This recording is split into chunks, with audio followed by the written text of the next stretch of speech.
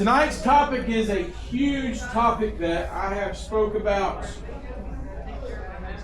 I would say 3 times I've done a seminar on, and I always get the same questions. Y'all gonna pull you gonna pull that too? Okay. Hang on just a second. We're gonna shift the walls in real quick. They're getting rowdy at the bar.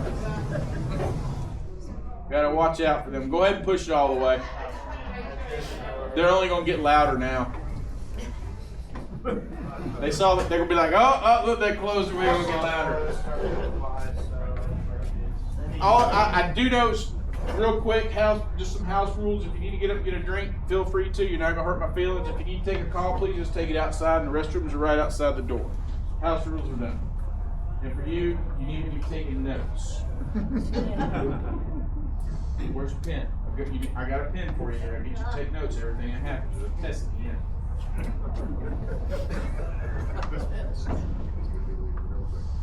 One of these days you're going to haunt me, and I know it. You already try now, at your young age. Okay, sorry. But this topic that I'm hitting tonight is huge. A lot of people struggle with it. A lot of people are very successful with it. I myself at times struggle just like you do. No denying. There's just days that you go out to the reef, you try to yellowtail fish, and what? You can't catch nothing. The chum's running up your anchor line, your fish can't come up. There's always an element of surprise that just doesn't work for your fishing trip. He had to take a call. It helps me pay for the tackle. That's right. So I really want to start at the basics. Who can tell me what is the first thing you got to have, excluding a boat, excluding fishing rods, excluding tackle? What's the primary thing you want to take out to the reef when you want to set on anchor and fish? Chum. Chum is your friend. If you're not fishing with chum, you need to start. If you're not fishing with chum and you're very successful, I would like for you to come up here and teach this, because I will sit down and listen. When a commercial boat pulls up to yellowtail fish out here on the reef, Colin, how much chum do y'all usually throw in the water when you set the boat up? 75 pounds. 75 pounds of chum goes into the water. That's just the start. This is on a commercial boat. And that chum is rotating roughly every 25 to 30 minutes. Roughly. And they're adding what? How much more to top it off? Another 50 pounds about every 30 minutes. And those are 25-pound blocks. A case of chum that we all buy here are 7-pound blocks. They're 6 a case. That's 44 pounds of chum. 42. Thank you. You corrected me. Could be 44 if you want. That's Georgia math. That's 44. South Carolina. Wait, oh, there he is. I know he was going to say. He's sitting over there going, uh-huh. But when they're dropping 75 pounds of chum in the water versus, and I'm guilty of it myself, a measly 6-7 pound blocks, you're not winning that battle.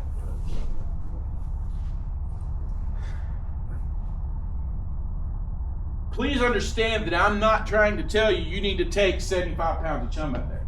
That's not what I'm doing. I want to teach you the technique that I use that helps me to keep from having to do that.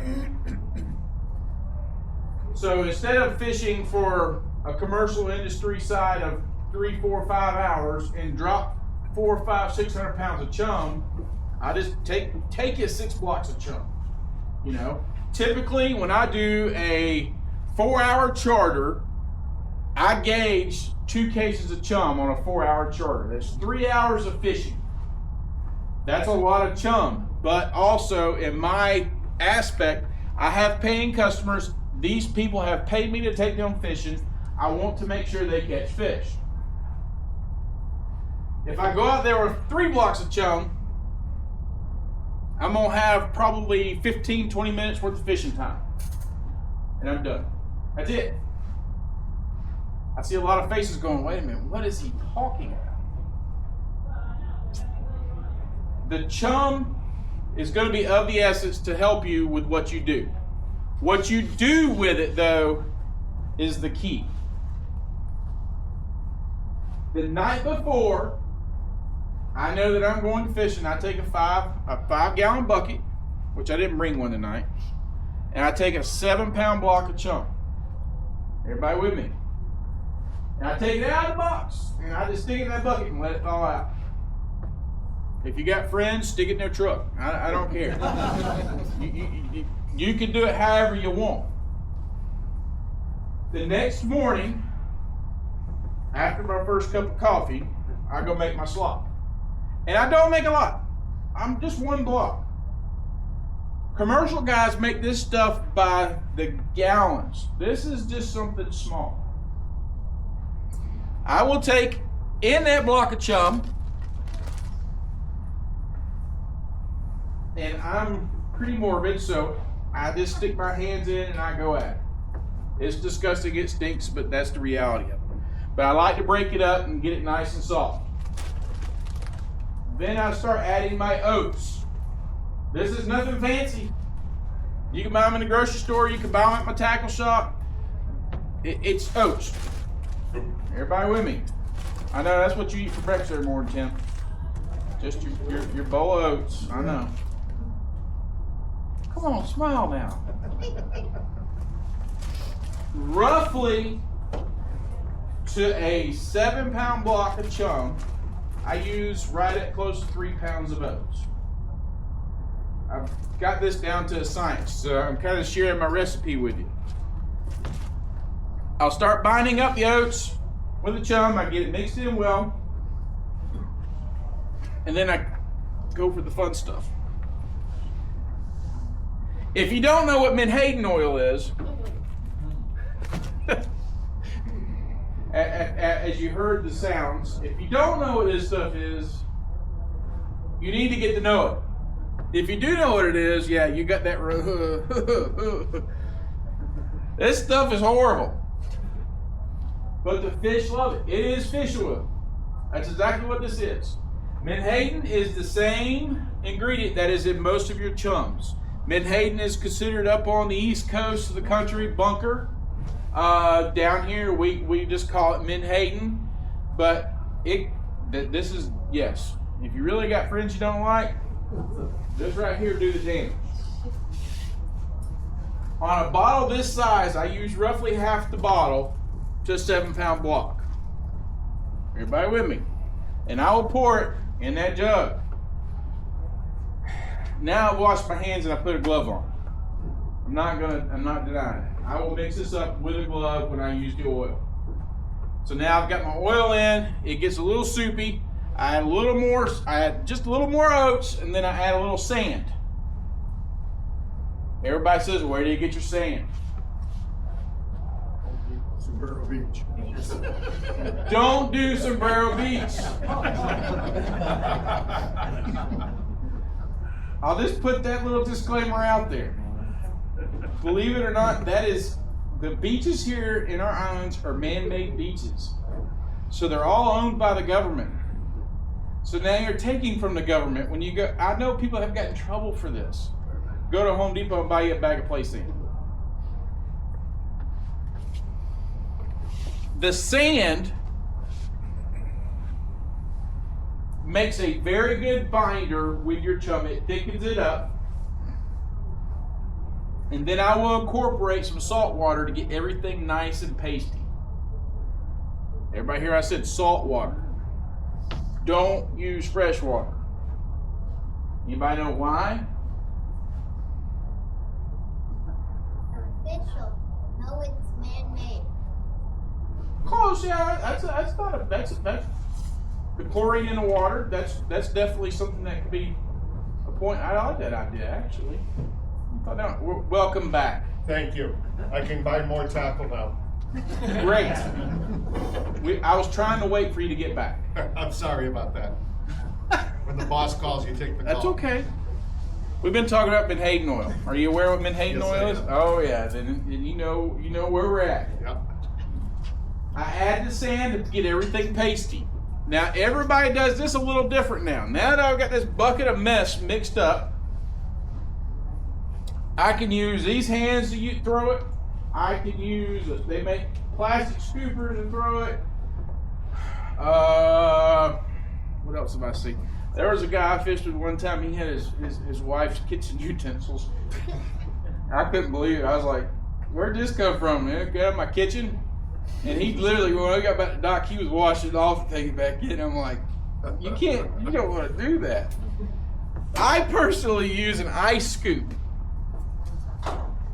This is what I use. Nothing crazy. And I use this because I can get distance when I sling my slop out.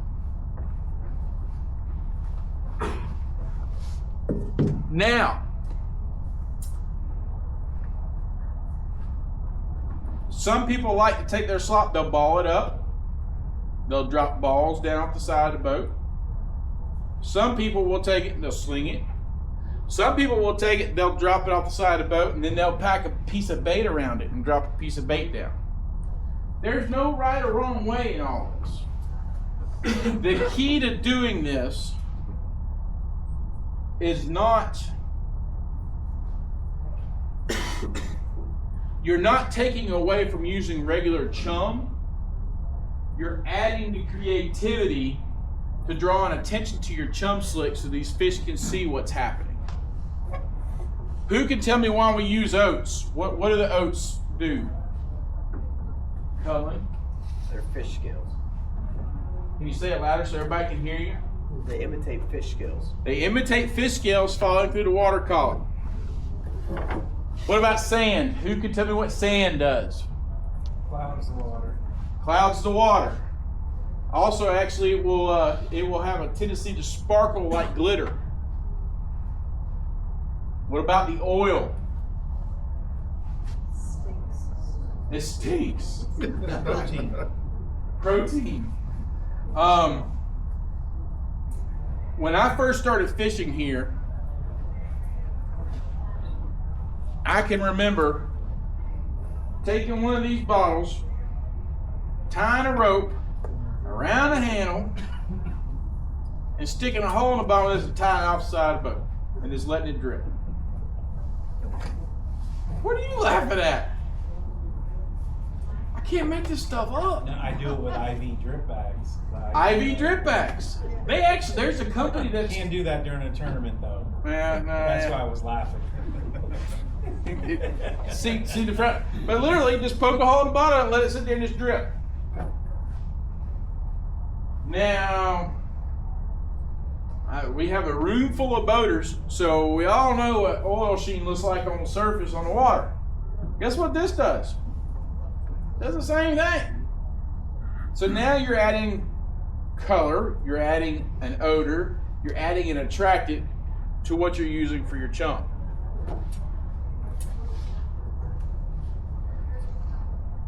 How many in here with a show of hands have used a technique similar to this?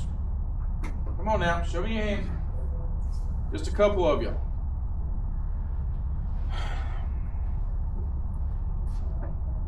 How many in this room don't fish with chum? Come on, be honest. Okay. How many people make their own chum? I wasn't going that route, but there are some people that do make their own chum.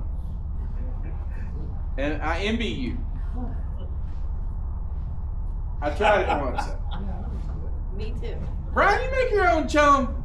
Lobster heads, everything. Shark. Everything from the rooter to the tutor goes in there. Well, waste not, want not. I mean, if you got the time to grind it, grind it. A wood chipper. None of our dock has got this big machine set up. We gotta freaking use them. fire hose to clean it off.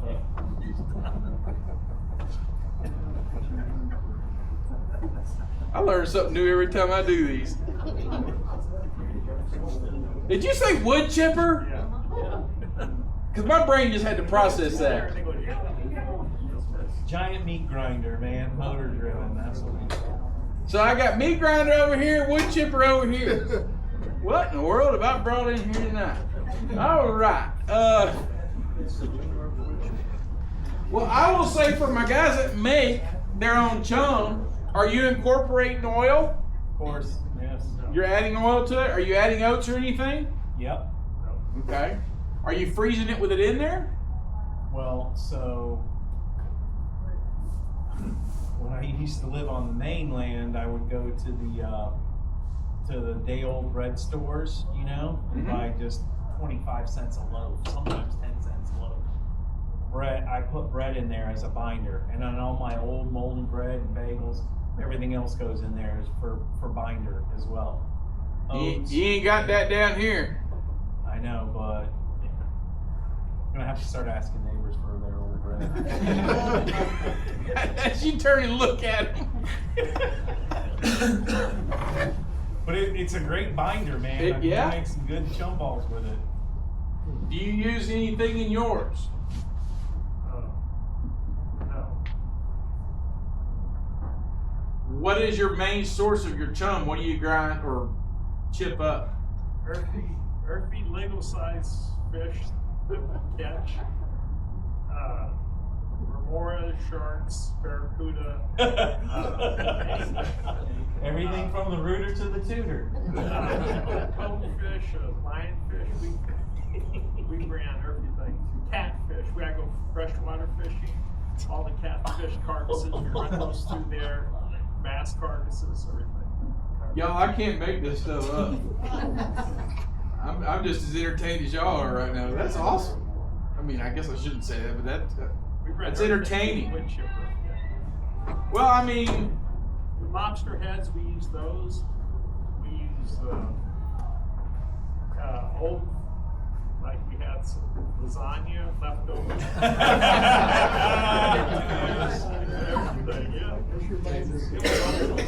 he just said lasagna. I don't know if he called that, but he just said lasagna. Does it work? But we make like 200 pounds at a time. Okay. We run everything, whatever we can. But then we do our oats and our sandballs and stuff also. Yeah. But then, well, we put oil in that and stuff. Oh, the other thing I do is eggshells. Any eggshell. So I think it simulates the scales too. So when you're talking about the oats, the eggshell. Ground up eggshell. I know y'all think I'm crazy, but I like hearing these ideas because, I mean, we are in a society where things do cost more. Making your own chum, I don't condone you. I think it's smart. I just don't have the patience or the time for it. Caught a snapper off a Cheeto once. Does that count? Snapper on a Cheeto? Why'd you waste a Cheeto? They weren't catching them with the chums. My only tip, well, not only, but don't do it over pavers. I did it the first time over pavers. It's kind of messy. You gotta get out the pressure washer and get that shit out of all the little cracks. Spread a big blue tarp. Don't do it around pavers. The only tip we just got, I don't know if he heard that either, but let me tell you, the only tip that we just got was don't do it over your pavers. Making your chum. I can't make this up. I really can't.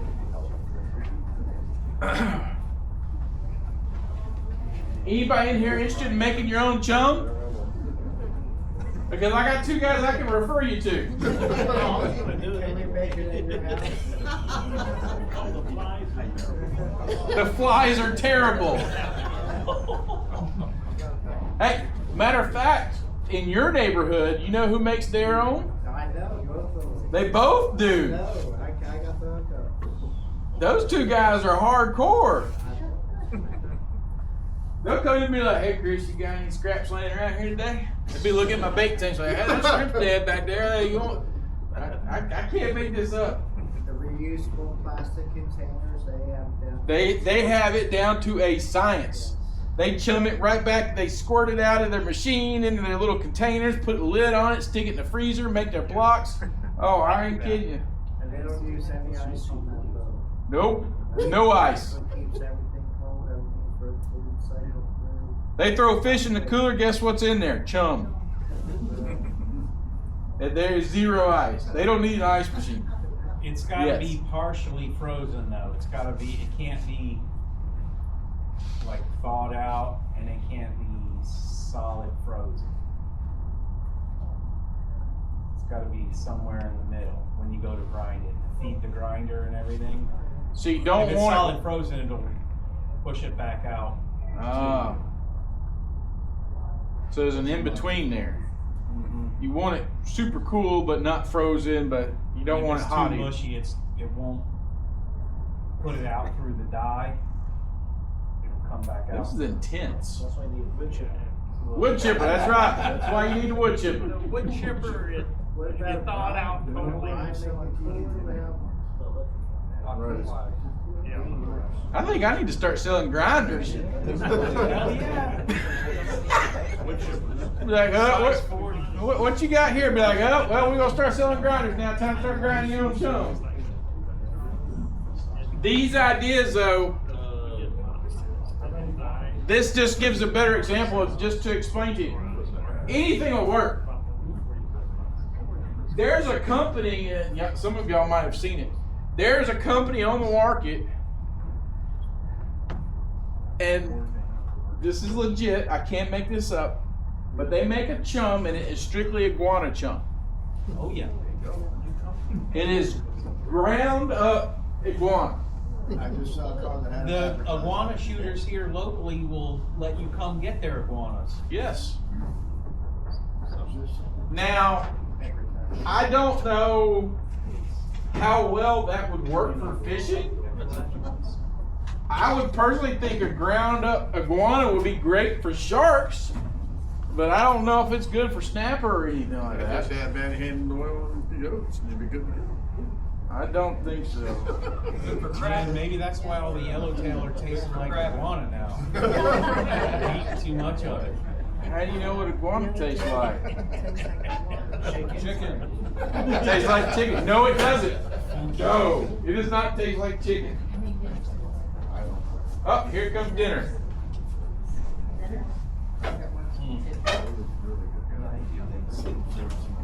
So as you can see, for the few of you that don't chum, if you're setting on an anchor bottom fishing, chum is of the essence.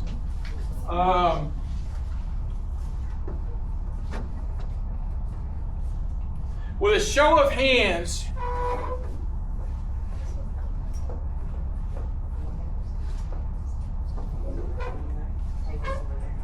you pulled up, you've got your anchor set, the boat's all set up, you get your chum in the water, and you look, your chum's running up the anchor line. Who's that happened to in here? I don't see if it's happened to no one. So but y'all never had chum run up the anchor line? Come on now. Because that's a You problem. mean the out here. opposite way of it's supposed to go? Yeah, well, the front of your boat's up here, your back of your boat's here, and your chum's going that way. Bye-bye. Well, yeah. That can be a problem because where you have your chum slick going, it don't matter if it's going that way. That you want to be fishing in that direction. Everybody with me? So if your chum's going that way and you're fishing that way, what good are you doing? That was a good chuckle. I like that. I want to record that. That was like, yeah. So what I want you to look at,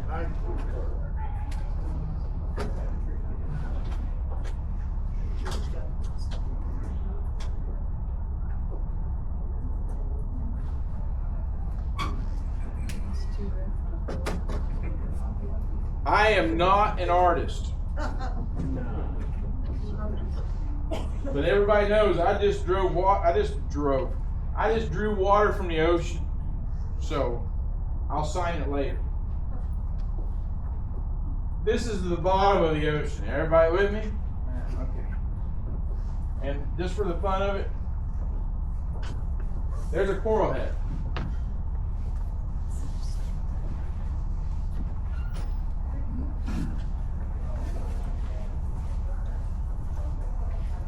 With no current, which way is your chum gonna go? Down. Straight down. There's no boat.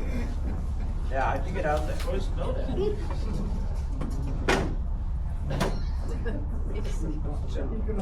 Water. You got out there in a canoe? Y'all killing me tonight. Oh, hang on.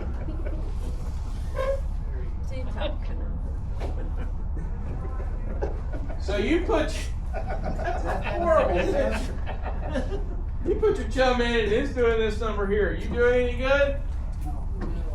What fish do you think you're gonna get if your chum's going straight down? You're just gonna draw attention to these fish here. They're gonna come up and eat. But that's all you're getting. And like I said, when I was talking about your chum around your anchor line, that chum is doing this number and going right back up to the front of the boat. But you're fishing back here.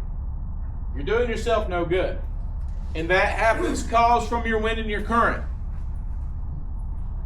Ideally though, you would want your chum slick to fall at a gradual pace off the back of your boat.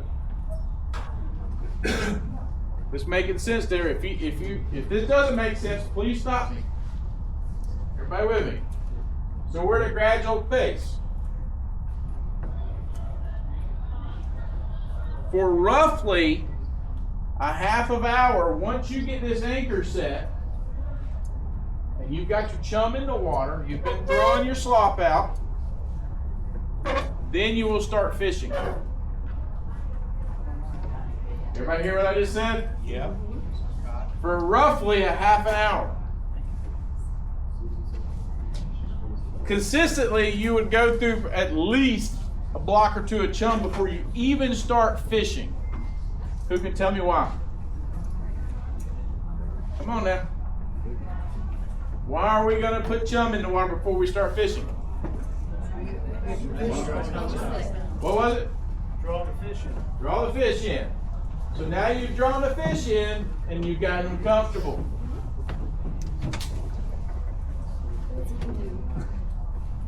I see some confused looks on the faces. So what, y'all tell me what this is. What is this here? This is our what? Chum. That's your chum. That's your consistent line flowing with the current. This is the day that everything is just perfect. Who left? Because there ain't never a perfect day, I know. Something always happens. You've got your chum out. You've been throwing your slop. Some people throw oats dry. Some people throw them, they'll throw their slop out, they'll drop the balls down. You've got the fish up and they're hungry, they're eating. How big are these fish right here? This is just for yellowtail, for example. How big are they typically at the back of the boat? 10 inches. 11.78. Dang, y'all are good. Quarter-inch short. Y'all got that one figured out. Why is that? They're young and dumb. They're young and dumb. Sorry to get over. They know. These little fish are going, they can't do nothing to me, I'm going to eat. That's exactly what they're doing. But what is sitting back here while they're up here? The bigger fish. Now those fish did not get big for a reason other than they were smart and they've learned. But the question is I'm tired of catching these fish. I want to catch these fish. Am I right? Yes. You're on a mission, I can tell. See the way. That's okay. Okay. I'll talk to you till you want to sit here. We good. All right. You missed the chum story though. I'm sorry. That was a whole different. We can give you the Reader's Digest Yeah. version. There's some weirdos in this room. How's dinner? Dinner good? Sweet. Yes, sir. It sounds like a dumb question, but when you go out and you find no current, how far do you generally travel to find another spot with the current? His question is if you pull up on a spot and find no current, how far do you go to another spot to find current? If there was a textbook answer, I would give it to you, but there's not. Myself, for example, typically, if I find no current in one spot, I'll spread out a couple of miles apart from each other and I'll hit a couple spots. If it comes to the fact of I have no current out there on those couple of spots, there's only one place I'm going after that. No. Home is not the answer. Sandbar. Depends on how much you got to drink in the boat. But I'm going to the 7 Mile Bridge. Why? Because there's always current there. And I'm going to pull up my tide app and I'm going to go, okay, when's my slack tide? I'm going to figure it out on the bridge. Because you've always got moving water on these bridges. We've always got water coming from the Florida Bay going out to the ocean. We've always got water coming from the ocean going back into the Florida Bay. How these tides work, I wish I could tell you the scientific method. I have tried to figure it out for the 10 years I have been here, and the only thing I've honed in really good is figuring my tides out on the bridges. On the reef, out back on the bay, I think I know what it's going to be, and I can still be wrong. So I wish I truly had that textbook answer. Because is there anybody in here that's got it figured out? If you do, please, let's talk about it. No. There goes that answer. I mean, it's the reality of it. Now, granted, you can move from one location to another, and as soon as you pull up, you got current. It's the weirdest thing. And you can still see where you were, but this spot's got current, that one don't. Now, something I will. Anybody want to take a picture?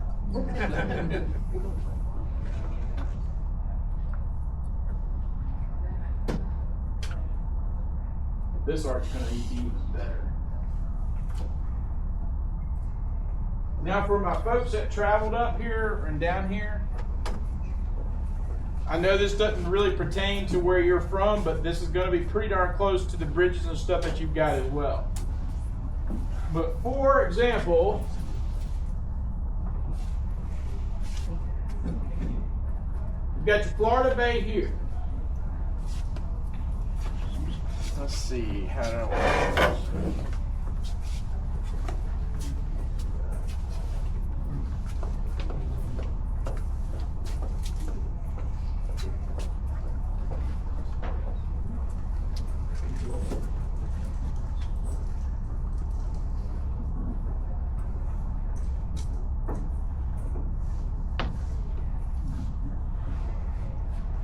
You've got your Florida Bay, you've got the Atlantic Ocean. And if you don't know, north is that one. This here, we're going, for example, there's a 7 Mile Bridge.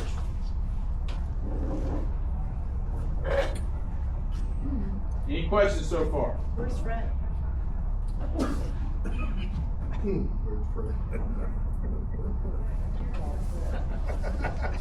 And there's Fred. He looks dead.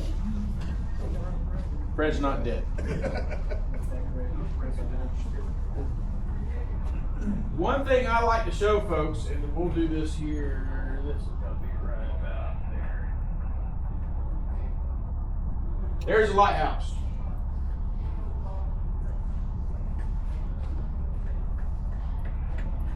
The easiest way for me to describe when I'm trying to find current is I always know when you have this funnel or this water comes through, you're more likely to find current where that funnel is. Make sense? So if I'm back here to the east in front of Key Colony Beach around the 26 line or the Thunderbolt, I can't find no current. But if I know if I come back to the west, I'm possibly going to find current when I'm closer to it. Now, I'm not saying you got to fish right here. But you're 6.5, 7 miles out here on the ocean side, find you a spot out here. And it's real simple to do. You see the bridge? All right, I'm in the funnel. Same thing for the bay side. Look for that funnel. This application works any bridge, especially the large ones. Now, for my local folks, anybody here never been through Vaca Cut? Guess what? You're taking the same amount of water that comes through the 7-mile bridge that's going through Vaca Cut. And that cut gets a rocket. Because you're taking a large amount of water into a very narrow channel and bringing it back out the other side. Fortunately for the 7-mile bridge, they've got this huge space for that water to flow through. It's not as vicious. I see some head nods. That makes sense?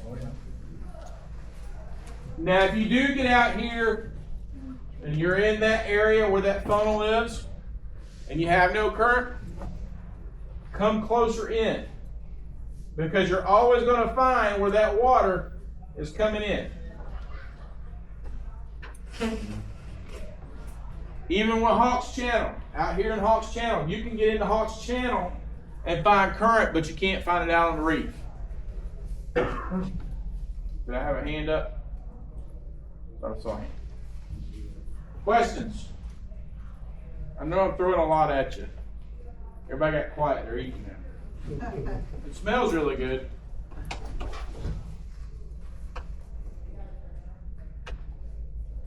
But that was a good question. That is a very huge question. Is current. Because even myself, I will put it just like this. I am no better than y'all. That's why I try to use this as a learning experience for all of us. Because I put my pants on the same way y'all do. You know, so we can all work at this together. So we've got our boat in the water. We've got our chum flowing off the back of the boat.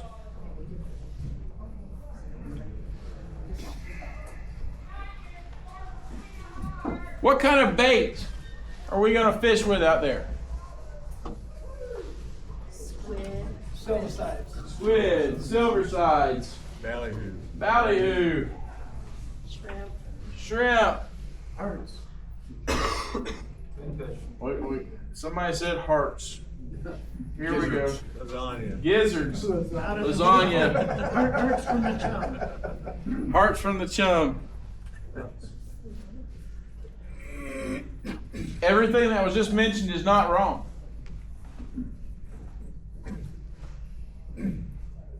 You have to find what works best for you and what you do. For me, I find more success, and I have used them. The chicken hearts work really well, and I only buy them when I can find them at the grocery store, or the gizzards. Typically small pieces of shrimp or super small pieces of ballyhoo. Silver sides, I'll use them whole, but they all work. But the technique of how you fish with that bait is huge. That's where we're fixing to have the serious talk. When you say small pieces, what do you cut? You want to mimic. size? You want to mimic your chum. Chum? You want that piece of bait to mimic the size of your chum. So if you've got very fine chum, super small pieces. If you got wood chipper chum, it's gonna be pretty lumpy. You run it through twice. Oh, he didn't say that part. They run it through twice. Now you got double ground wood chipper chum. So how big of a bait do you usually have to fish with it? Typically, I use a whole silver side Uh-huh. or a small blade of ballyhoo and use small pieces, couple inches. And y'all heard him say he fillets the ballyhoo. That's the same thing I do. And literally that is, I will cut both sides of the ballyhoo off, and I use just those small, I'll cut little slivers off that ballyhoo fillet and put it on my hook. Why do you fillet them versus just chunk them? Too big of a bait. Bait's too big. You're going to draw attention to that bait from the smaller fish than you are the larger fish. You can't stake that, for lack of a better term, stake it's been enough to accomplish. It's going to have too much weight to it, and it's going to not fall with your chum slick evenly as well when you're live lining. I know it sounds crazy. That being said, too, you're standing on the back of the boat and you're live lining your bait out. With a show of hands, who's my braid fisherman? Any braid fishermen? I got some braid fishermen in here. Okay. So I expect everybody else a mono fisherman or a copolymer fisherman. Did you braid fishermen know? Oh, did you bring me a drink? Yeah, right. I don't like water. Vodka's clear. On your braid floats. I'm not sure if you knew that or not, but braid floats. What happens with braid?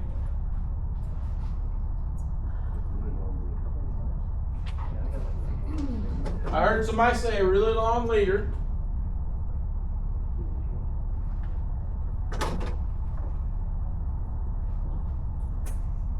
With a mono, when you have your chum slick coming off the back of the boat, your mono is going to fall naturally with it if you got the correct weight on that you're falling it with. Usually 32nd, 8th, or 16th ounce weights typically going to be your go-to for what you're going to use. You can use little split shots, you can use little egg sinkers, you can use weighted jig heads. There's no right or wrong rhyme reason to this. But you want this bait to fall naturally with that.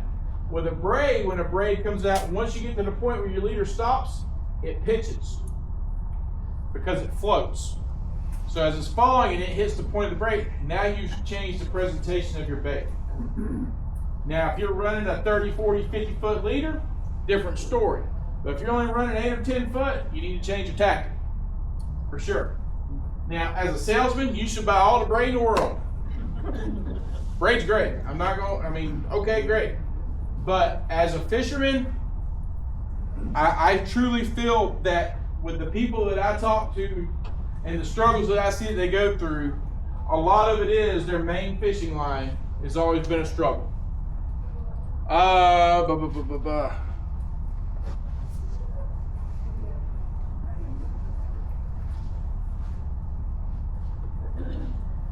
You can call me crazy if you want. Where you going, Timmy? Queen of Hearts. Oh, you're playing games now, huh? There's a seminar happening in here. They pay more. Oh, okay. You gotta take a payout. This here is actually one of my personal rods. This is what I fish myself. This rod and reel combo is pretty much my go-to for everything I like to do. I fish a 3000 series with 12-pound mono. It's a 6 to 12, I think that's a 6 to 12, yeah. 6 to 12-pound class rod. I don't want to fish with nothing else. Now,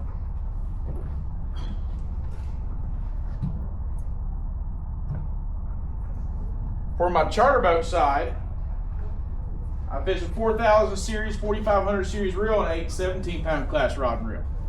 But I still fish it with 12-pound mono. There's not much you can't pull in with 12-pound mono. The downfall I see is on stuff like this, and even the smaller stuff, people are fishing 20, 30, and 40-pound braid. You don't need all that. If you're fishing braid, you should be fishing on the lighter side. You should be fishing 8-pound, 10-pound test for the fact of it's a much thinner line. For my, and once again, this is how I like to fish. This is what I fish for grouper with. This is it. 20-pound main line, monofilament. Actually, that's copolymer. 14 to 20-pound class rod. If I can't catch it with this, I don't want to reel it up. I really don't. I also dolphin fish with these rods for pitch rods. I use them for tarpon fishing. This is a great go-to. Now, don't get me wrong. I'm in the business of sale stuff. That's what I do. But I'm also a fisherman that likes to fish. And I enjoy the fight of a fish. I enjoy fighting fish. And I know anglers that are all about just loading the box, get the meat in the box, let's go to the house. Great. If that's how you fish, I get it. The heavy stuff is it. You don't need nothing else. You just reel in your fish and go. But if you're about the actual sport itself and angling for the fish, lighter tackle is great. It really is. Do you ever use fluoro or any of the other types over mono? Good question. We'll actually get into that. The question was do I ever use any fluoro? What was the rest of it, or any of the mono? Yeah, I mean, instead of mono, are you using something different? I run 12-pound mono on my light tackle to a 12-pound fluorocarbon, or 15, depending on what the yellowtail are doing. I usually run anywhere between 6 to 12 feet of fluorocarbon, and typically, I don't think I got this one rigged. That was not rigged. And usually just a small jig head or a little number 2 or number 4 size hook is what I use to fish with for the yellowtail. My fluorocarbon is literally what I grab out of my tackle box. Matter of fact, let's see. Come here.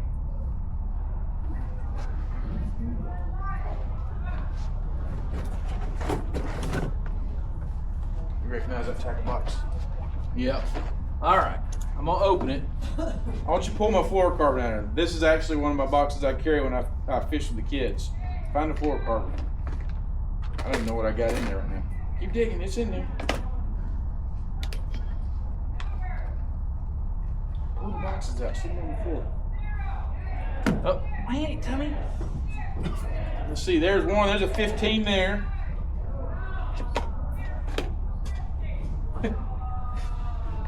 There's a 12 there. What is that one? Oh, that one's the same. Oh, there's a vanish. There's a 17 there. Another 12. I have a bunch in there, don't I? I'm out now. Yeah, that's it. I think that's all that was in there. This is my tackle box that I carry everywhere I go. I grab what I feel like is necessary for me to have. Is there one better than the other? Once again, it's all about what you want to spend. They make top shelf stuff. They make lower end stuff. It all works. Sit back right there. Just sit beside the tackle box right now. I have a great assistant. Thank you. Did you finish dinner? Kind of. All right. Go back and sit down.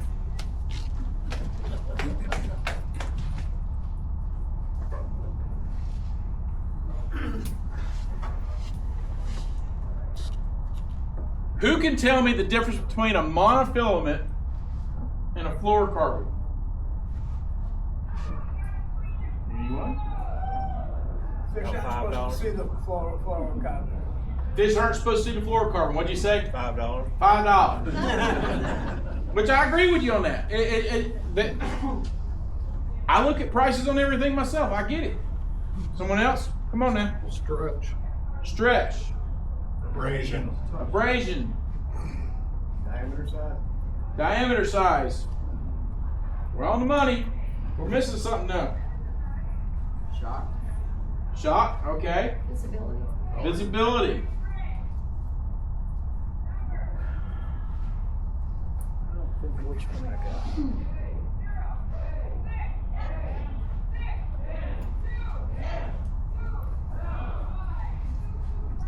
I don't know if y'all can see that or not, but I've got a knot tied there. Can y'all see the knot? Matter of fact, when you hold it up there, it's much harder to see. And I've only got about 5-6 foot on there right now. That's 20 pounds. So I have a small top shot of fluorocarbon tied to my mono leader. That's a copolymer on that. I'll mention that first before I go into this. A mono fluorocarbon versus a copolymer The biggest difference for copolymer versus mono is the abrasion resistance. Copolymer is actually stronger than a mono. I like the copolymer because it does give me a little bit more oomph, but I still am liable to break off just like I would with the mono itself. Fluorocarbon versus mono. On a mono, when light hits it, especially in the water, you can physically see it. The fish can physically see that line. What happens is it makes it glow where the light has nowhere to escape. The actual portion of it glows. On a fluorocarbon, the small fibers in fluorocarbon actually travel to the end to find escape, which means there's no light making it where it can be seen. That is some redneck science y'all just got there. Fiber optics. Just like you're correct. That is exactly how fluorocarbon works. So when the light hits it, it gives it the vanish effect versus them seeing a monofilament. Now don't get me wrong, I have fished with mono myself. And I have tied straight to hooks, and I have still caught fish. But I have been much more successful fishing with fluorocarbon versus fishing with mono. There are all types of fluorocarbon on the market. There's all types of, they make a casting fluorocarbon that you can spool onto your reel. The downfall I have found with that is it likes to hold memory. So there's times if your rod sits for a while and you go cast it out, it looks like a slinky, which, you know, in my opinion, that means it's time to get rid of it because that is no fun to fish with. But fluorocarbon is a great asset, especially for our fishery. I fish fluorocarbon for grouper, snapper, tarpon.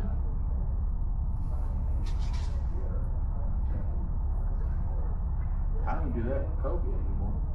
That's it.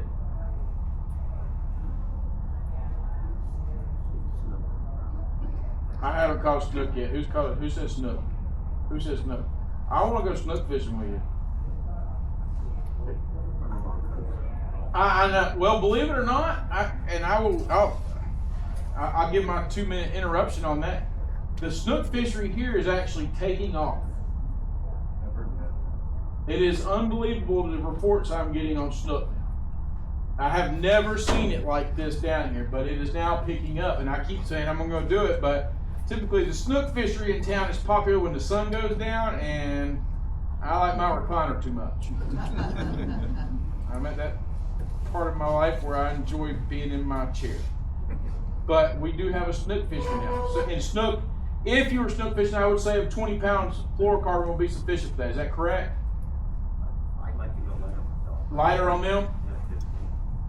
And bonefish is the same way. I know bonefish you would do the same thing on too. But predominantly for the fisheries that I do, snapper, grouper, and tarpon is what I use fluorocarbon for. Yes, sir. Match your fluorocarbon poundage with your line? Question was, do I match my fluorocarbon to my line? Typically, for the most part, yes. There are times like with the 12 pound, if I'm getting broke off, I will bump it to a 15, but I don't like to exceed it that far.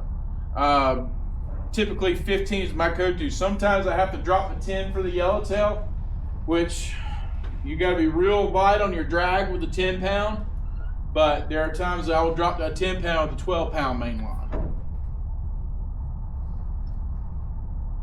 I see a lot of people going, what has happened here? Brian's shaking his head. He's like, yeah, line her up. There's times when you have to go down to 8. I didn't want to go that route. And there's times you do have to go to 8. If I can't get them on 10, I stop.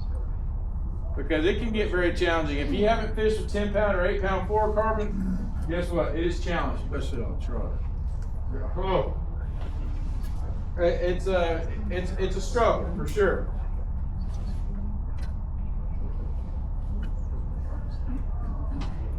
So far we've went over some chumming tactics.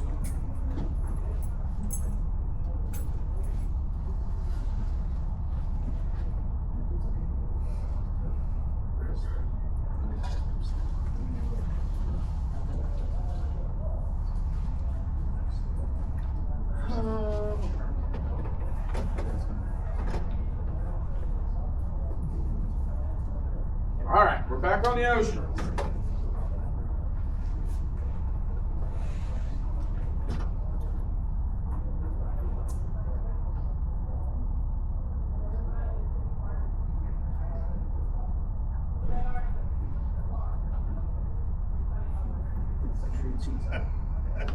Back having a T-top break. Canoe with a T-top. Looks like a Viking ship. That almost has an Indian effect to it. It's like I'm drawing some Indian stuff over here. I'm like, what? That's a Viking boat. At least it's flat. At least it's flat. Yeah, it's got a flat bottom. No, the ocean's flat. There's no waves. The ocean is not flat. Well, it looked like it. It ain't been flat in this town like 2 years. That's a fact. I mean, I think we've all accepted 15 to 18 as a new norm. There is a technique that I would like to share. And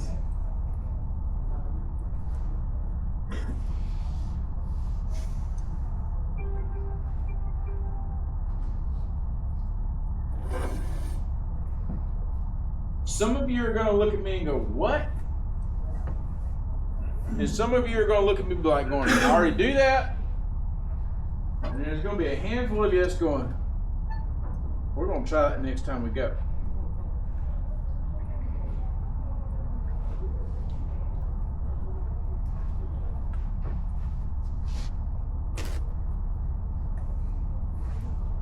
Who knows what this is?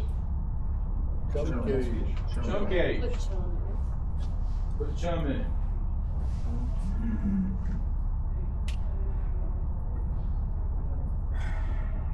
How many of you in this room use something like this? Anybody? Okay, alright. You just tie it off the back of the boat, So had a weight to it. add a weight to it, drop it to the bottom. Almost. Guess what else it works good for? Sharks. Sharks! Yes!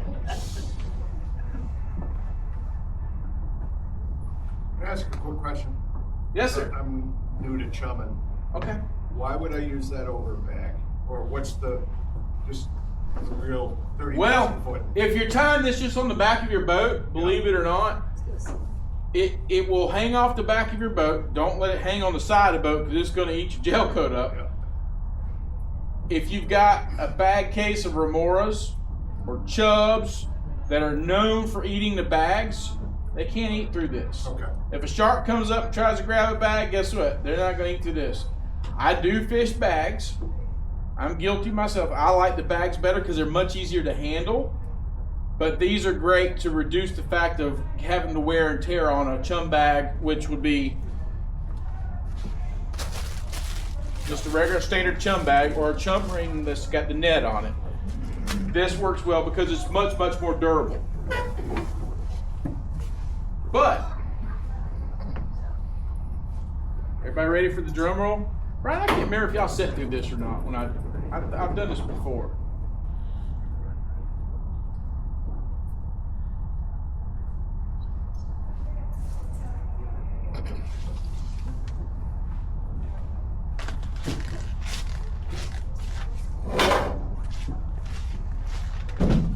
This is just for demonstration purposes. This chair is going to mimic an anchor. Everybody with me? And we got 4, 6, 8, 10, 12, ever how many feet of chain you got on your anchor on your boat. At that point, that chain joins your rope. Is everybody with me?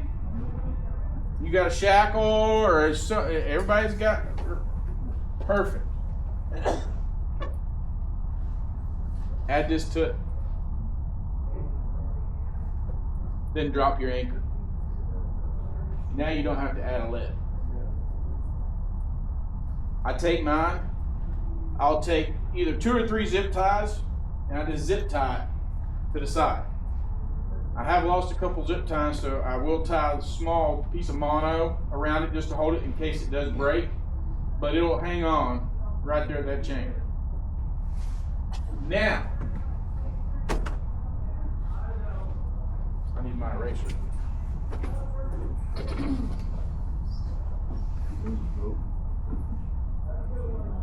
See, I hear the talking now. It's like, wait a minute. He's got a point. So, let's see. We've got our anchor down here. X marks the spot. Right about here, we'll say this is our chain to our rope, and we've got our chum box right there. Everybody with me? This is attached to the chain, not your anchor rope. Everybody say it with me. The chain. Now, we've got a good day where the current is going in the right direction. So now, you're running a baseline chum slick straight off of your anchor rope. Coming right up under your boat and rolling down the side of the reef. This is only going to last you about an hour. But this is used to get you started. You don't have to pull the anchor and say, oh, I got to put another block of chum in. One and done. Don't waste your time trying to do it multiple times. This is just to get you going. So when you've got these fish here, now you're feeding these fish here. This actually works really great, which we don't see a lot of them now, for hogfish. Works spectacular for hogfish. You can use your wood chipper chum or your deer grinder chum or whatever chum, but you just want it to fit in the box. Now, this is for a 7-pound block. They make one for 25-pound blocks. I do know commercial guys that use the 25-pound blocks. They buy the big wire for that as well. But this technique works. It works well. Now, I have taken a 3-pound weight and I'll zip tie the bottom and just drop it off the back of the boat. I just take some small trap line, tie it to it, and just drop it straight to the bottom. This technique, dropping it off the back of the boat, works great for grunts.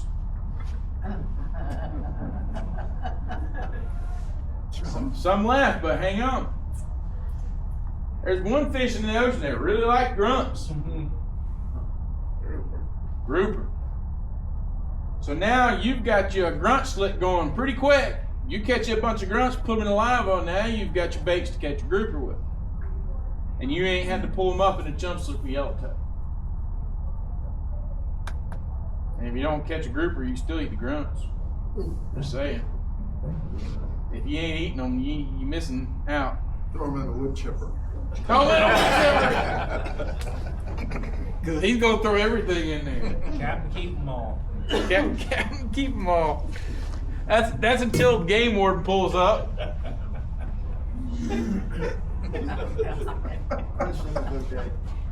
What?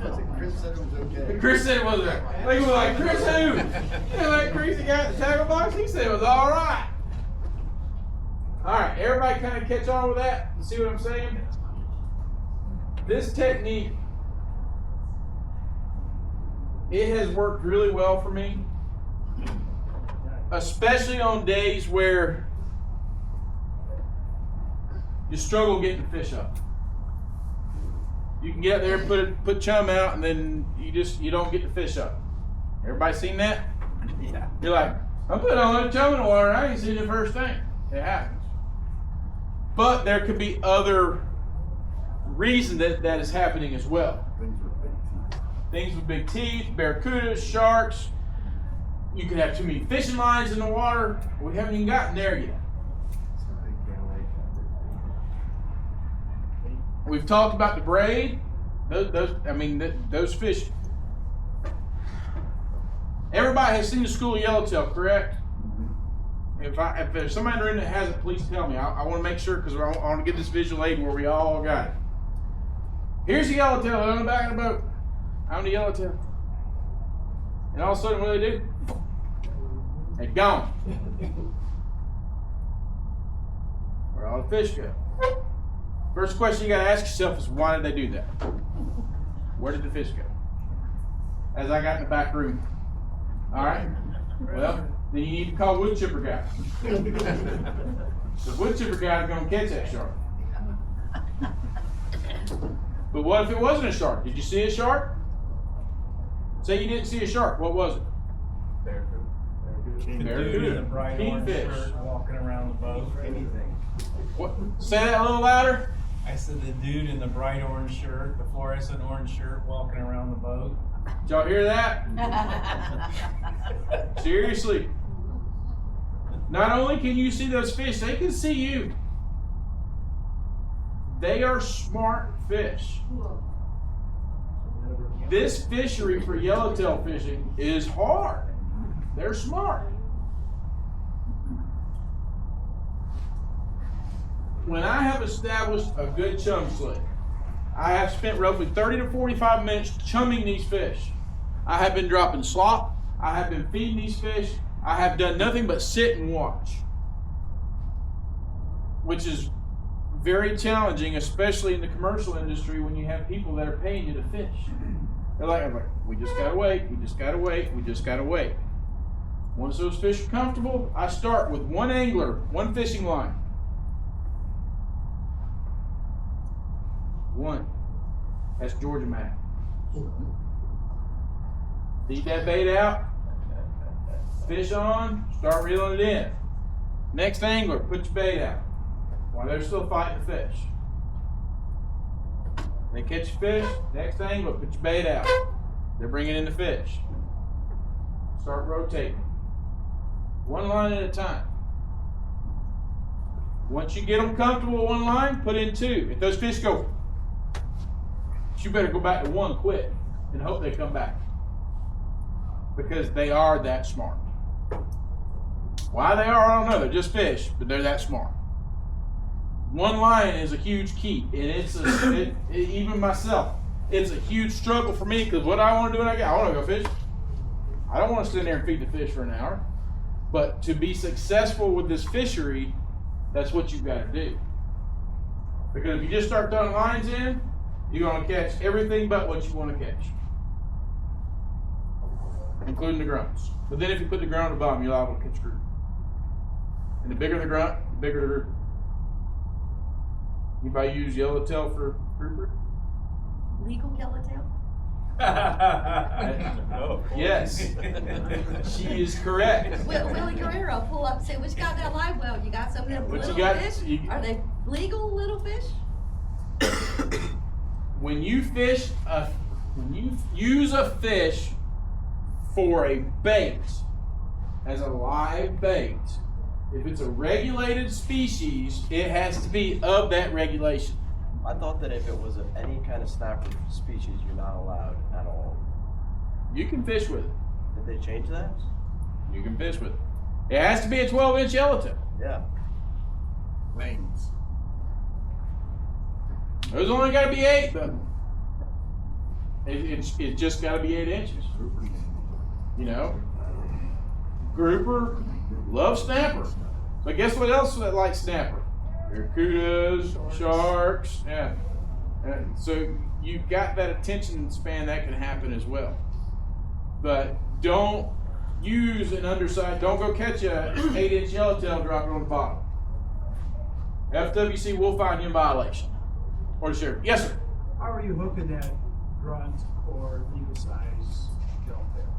How am I hooking the grunt or the legal size yellowtail? One of two ways typically. One, I'll hook them through the nose, and I'll bring it right back out through the nose, or I'll do a dorsal hook and pop it in one side of the dorsal and back out the other. The dorsal hook allows that fish to swim naturally. On a nose hook, typically the fish is going to want to fight against the weight, so it'll give it more of a digging effect. Make sense to everybody? Yes, sir. What's the downside to starting and not waiting the 30 or 45 minutes, even if it's just one line? What throws things off? This is my question. you're changing the you're changing that aspect of what the fish are typically used to see. A lot of spots, even myself, I can pull up to a spot and the fish will come right up to the boat. I'll be like, time to eat.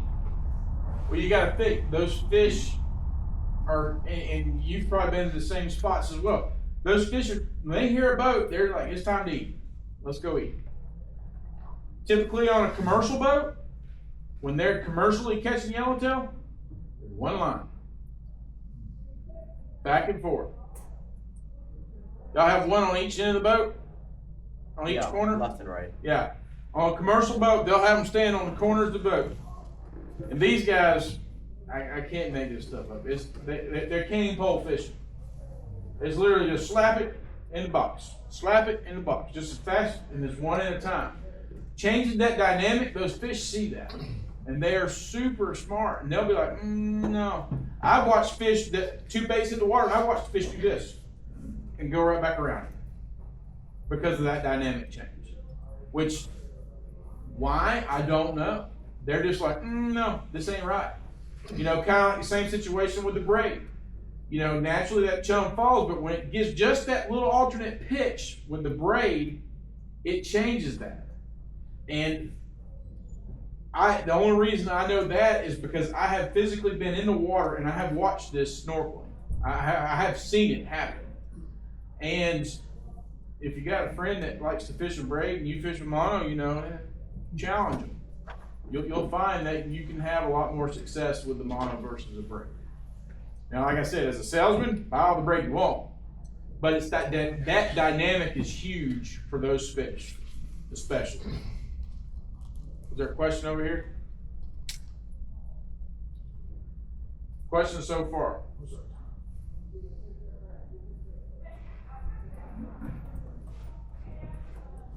Yes, sir. What's on water temperature for what's like the water temperature the other day was like 64 degrees.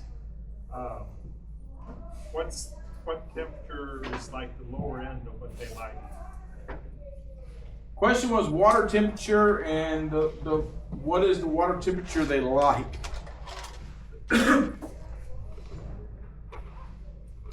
This is only opinion.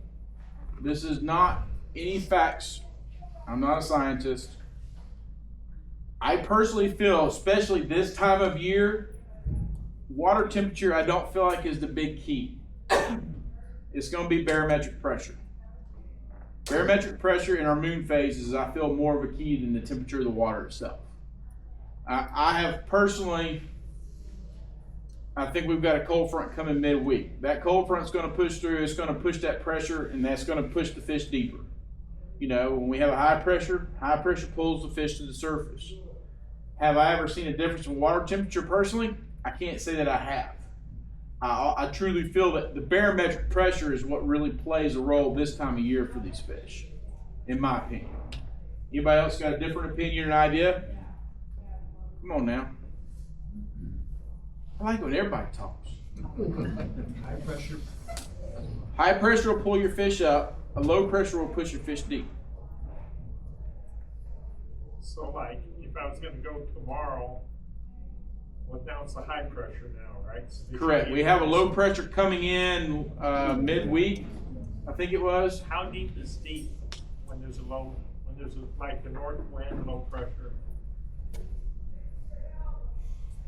That's a tough one. I honestly don't have an answer for that. 120 foot or? Those fish, in, once again, my opinion, even in 40 feet, they're going to just hold the bottom. They're not going to come up. They're going to hold that bottom because they feel safer with that pressure pushing them down. Scientifically, I don't have an answer for it. This is where the biologist should be here, and I don't have one tonight. I had one last month. It was really cool, actually. I don't have one this month. Yes, ma'am. What is the best moon cycle? Best moon cycle. That question is so easy. Cullen can answer that one. Oh, maybe not. I thought he could. Not the full moon. Your full moon is your toughest. New moon and your phase in between the new moon and the full moon are going to be ideally your best. Full moon, typically 5 days prior to and after, is where your moon is the brightest. Those fish can feed at night. So typically at the daytime, they're going to eat a lot less. What's that? And stay deeper. And stay deeper, yeah, that's correct. Because they'll come up at night and eat, and then they'll go back down when the sun comes up. Everybody catch that? Yes, sir. Can you talk a little bit about your tactics on the difference between an incoming and an outgoing tide? The question was the tactics on an incoming versus an outgoing tide.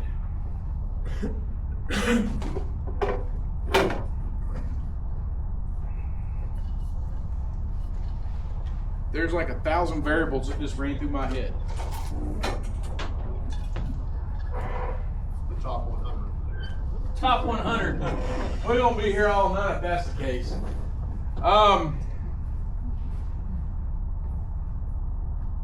The biggest key that I definitely push that I know that helps me on an outgoing tide. Who can tell me where an outgoing tide is going from and going to? From the Bay to the Atlantic. From the Bay to the Atlantic. So an outgoing tide is flooding from the Florida Bay or the Gulf of Mexico and pushing to the Atlantic Ocean. On an outgoing tide,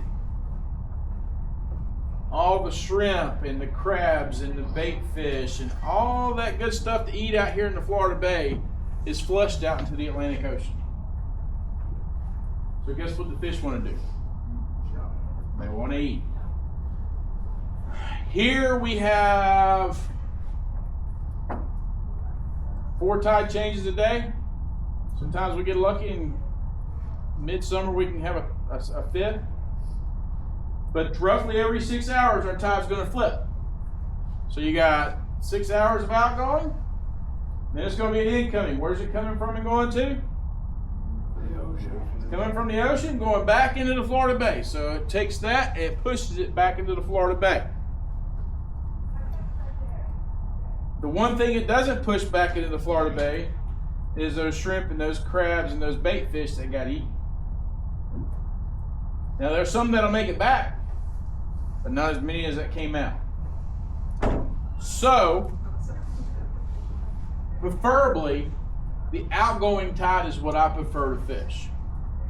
And this just isn't for snapper or group. I prefer to fish it on a tarpon trip. That outgoing tide pushes those baits. Believe it or not, and I know this is going to sound crazy, shark fishing. I do really well shark fishing on an outgoing tide as well. Hello, the phone's ringing. Now, when you get out to the reef, typically you don't have an outgoing or an incoming. You've got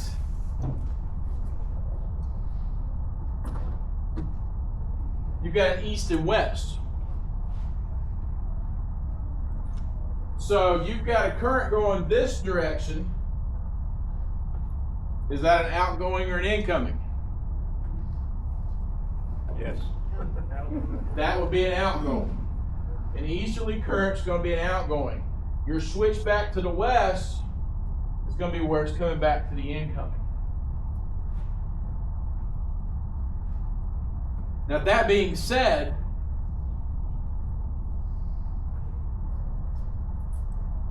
I prefer the outgoing tide much more than incoming, but I've always caught fish on an incoming as well.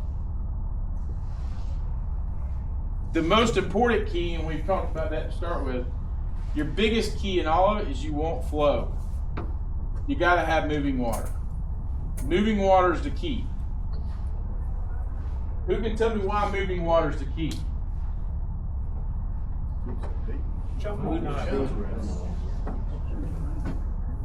Here's a lot of ideas. I didn't hear the answer though. Come on now. Nutrients to make the Nutrients, yeah. A lot of good ideas. Food. Food. Trout.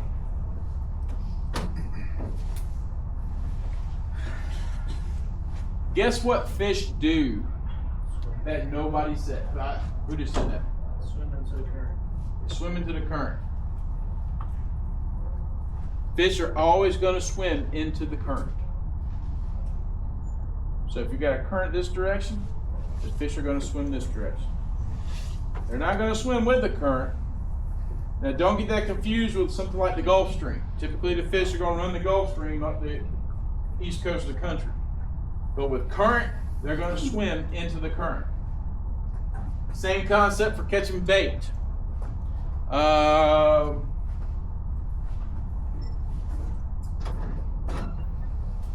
totally off topic, but I'll teach this real quick. You got a pinfish trap. This is your funnel's end. You would not want to set this trap with your current flowing this way. Everybody see why? Because you want that water flowing through that trap. Those fish are going to swim against that current. It don't matter if it's a north-south current, east-west current, incoming, outgoing. Your key is the flow. I just saw a lot of light bulbs go off. So that was a good little, I saw the ahas on that. That makes sense to you? Questions? Anchor versus trolling motor. Ooh, good one. Question was anchor versus trolling motor.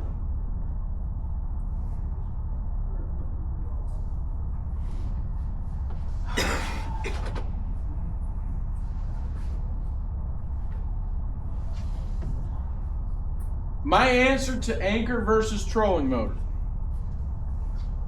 because I have done both. I do fish on a lot of private boats, and I have fished the anchoring systems through the trolling motors, and they're great. It's the coolest thing ever. You don't have to do nothing. But guess what they do that an anchor doesn't? They hum like a beast. And guess what you're doing? You're changing that dynamic once again. Now, you don't have to get mad at me for that one. He said, I'm done. I'm out of here. I can't have my trolling motor now. There is a place for an electronic anchoring system. There's a place for it. It's not in yellowtail fishing. It really isn't. Even on a choppy day, I have been on boats where just on a little chop, that prop likes to pop out of water and it hums. It's not good. Way too much noise. It's just like his orange shirt example. Too much happening. Those fish are like, I don't think so. Slow, simple. What's that? You catch the little ones. You'll catch the little ones. If you want the qualified 11.75, you got it. You get them all day long. You might get a 12 here and there. But preferably, I still do, I fish traditionally just with a standard anchor is what I fish with. Anybody in here use the trolling motors? If you be honest, how well do they work for you? Pretty good. Okay. Good. Especially on the pretty good. That's what he said. He said pretty good. Yeah. So you need to go talk to him. In like the deeper waters. And in the deeper water, I'll tell you, there's days I wish I had one for deep dropping and stuff, because that would be ideal. 120 foot. Yeah. Yeah, fishing shallow, no good. Even, and I've actually had some where I've deep dropped with, I have wreck fished with, and they work great.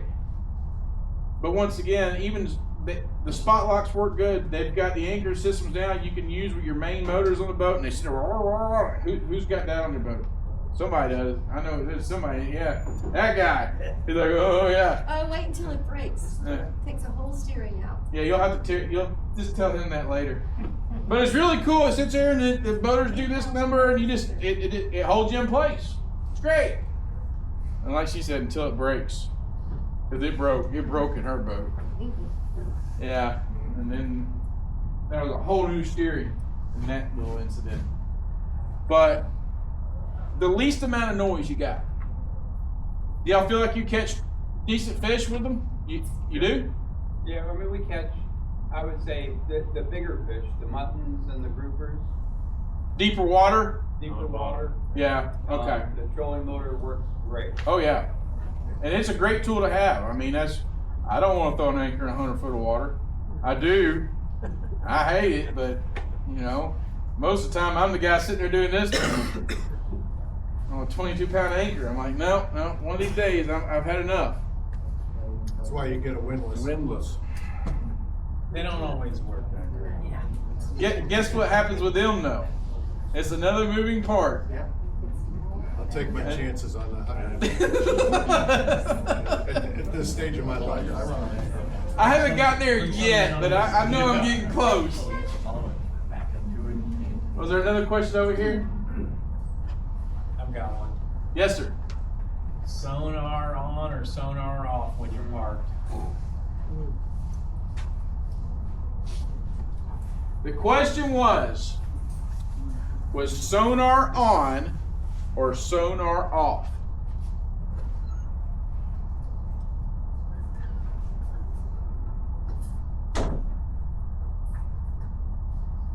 I feel like this is like the $100,000 question here. Depends where the fish are. Cullen's got a point. Cullen just said depends on where the fish are. I gotta draw another boat. Alright. Oh, it's a bigger boat. Oh, another What kind of cowling is that? Getting better and better. It's animals. What's the Is that him? Jellyfish. Yes! Where you draw stuff to guess it. It's like a helicopter. Isn't there a show? Pictionary, yes. Alright. This is I think you're running around. this is my Freeman here.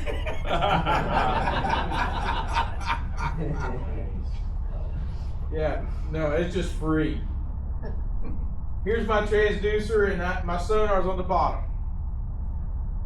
Short and sweet to the point. Sonar goes down, it reflects, and it sends transmissions back up. Everybody with me? So you're going down, going up. Always moving when it's running. Who can tell me what these bands going down are? Anyone? Sound and what else? Electricity. Electricity. If you ever got a friend in the water that you don't like, they swim upon your boat, turn that sucker on. Because I'll tell you straight up, it hurts. It hurts. I was in 40 foot of water diving, and I had a boat go over me with a sounder on. And the best way to describe it, Hazed? no, it ain't that bad. That's experience talking to. You remember the little wiffle ball bats? The little round yellow bats growing up? Imagine having your buddy just knocking the fire out of you a bunch of times with it just in the back. That's about what it feels like. That's not bad at all. But what if you're a 12-inch yellowtail? You're fried. And not only does it give a pulsation, it also has an audible. You can also hear it. Because I heard it before I felt it. And I said, what was that? I didn't know what it was. And that's when I learned real quick. I said, wait a minute. So you've got a pulse that's put off. You've got an audible. So you've got touch and feel. So me as a grown man, if I can feel it, a 20-inch yellowtail is going to be like, nope, not today. Now, at the same token, you pull up, you got your anchor set, you got your sounder on, you got, man, the fish are coming up, the fish are coming up, the fish are coming up. They usually don't ever make it all the way up though. They usually end up always this midline. You'll see them come up and they'll get about right there. That's as far as they go. Anybody seen different? Come on now. Because the further up you get, the more extreme it gets. When you narrow that funnel down, the intensity gets stronger. So the answer to your question is, the first thing I do once my anchor is set, I turn my electronics off. I power everything down. I don't even let the GPS sit there and run. I will make sure my anchor's set. I look at my GPS, make sure everything's set. I power it off. Now you've minimized and you've taken away another device that can affect these fish. I know, it's crazy, right? Let me ask a question on top of that. So, Sir, yes. Saturday, we ended up at the bridge because needed water flow. So glad to hear that one. And the fish were right in the middle. Of course, I was running the finder, and we were trying to fish down to that level, but we couldn't get any hook at all. I'm just curious, what did we do wrong based on your analogy? And, you know, recognizing they weren't coming up to the top, and they were staying right at, you know, if it's 12, you know, 12 foot of water, it's 6 foot, they wouldn't come any closer. My guess with that is going to be you had too much current. I would agree with that. That to me tells me it's too much current. I would agree that you probably had a knot and a half, 2 knots of current, which those fish are not gonna, they're not going to swim too hard against that. Okay. It's not that you did anything wrong. It's just that you're dropping your bait here. Those fish are down here, and that bait is scooting right on by to where they're at because you can't even get it down to them. Yeah. It would take 3, 4, 5, 6 ounces of lead at times to get down to those fish. Yeah, we tried that, but it's still very tough because now you're dropping kabloosh in the water, and they're like, oh, that. No, I ain't gonna have that. And that's gonna be a current issue. Fishing the bridge or bridges, you know, we've got how many we have here on the islands. Knowing your tides and your charts on them is a huge, huge asset. Knowing when that change is, I mean, I can go to my tide chart and look at it, and I can tell you want to fish between this time and this time. Can I not? I can do it like clockwork. Everything else, no way. But the bridges, I can look at you and I can pull anything up on the chart and I can read the chart and tell you, here's your 3-hour window. This is when you need to go. You know, if it's between 11 and 2, it's between 11 and 2. Be there at 10:30 and get ready. Leave at 2 o'clock because after that, it's going to be too strong as it is. Do you have a question? I just had a comment. I think that the sonar does attract sharks. So when you have it on, I think they're keyed into it. You got maybe your motor's on, maybe your motor's off, but it does attract sharks. Interesting. I think they're keyed into it. Come March, I'm gonna start running. I do a lot of shark trips in March, and I will actually remember that. I'll start running my sonar and let it run. That's a neat. I never thought of that. Everybody hear what he said about running the sonar? That he feels like it attracts sharks. Here's another little 2 cents that I got. We all see what sharks eat, right? They've eaten everything we've always reeled up. Have you ever seen them eating a fish you won't eat? Sharks ain't stupid. They want to eat what you want to eat. They don't want to eat that. They're like, oh, there goes the grunt. I don't want that. Oh, mangrove. They'll eat it.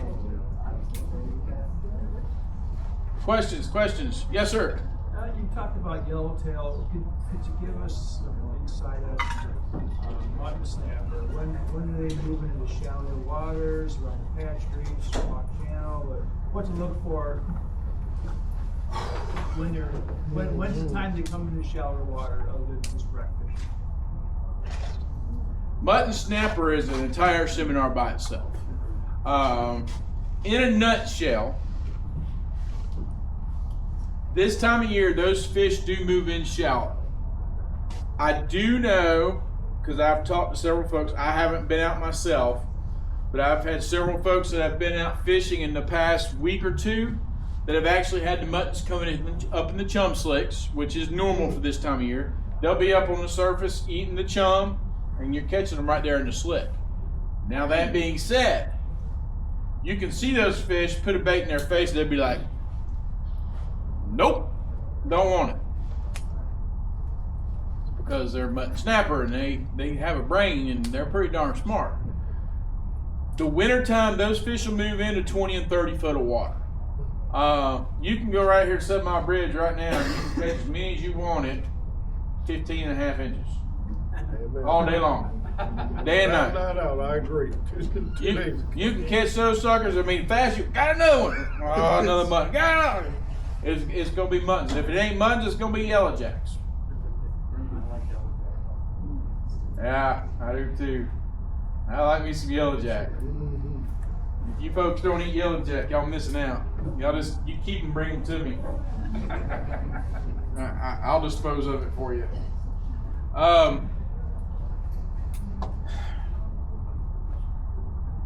Summertime deep water, wintertime shallow water is going to be the best description I can give you on muttons in a nutshell.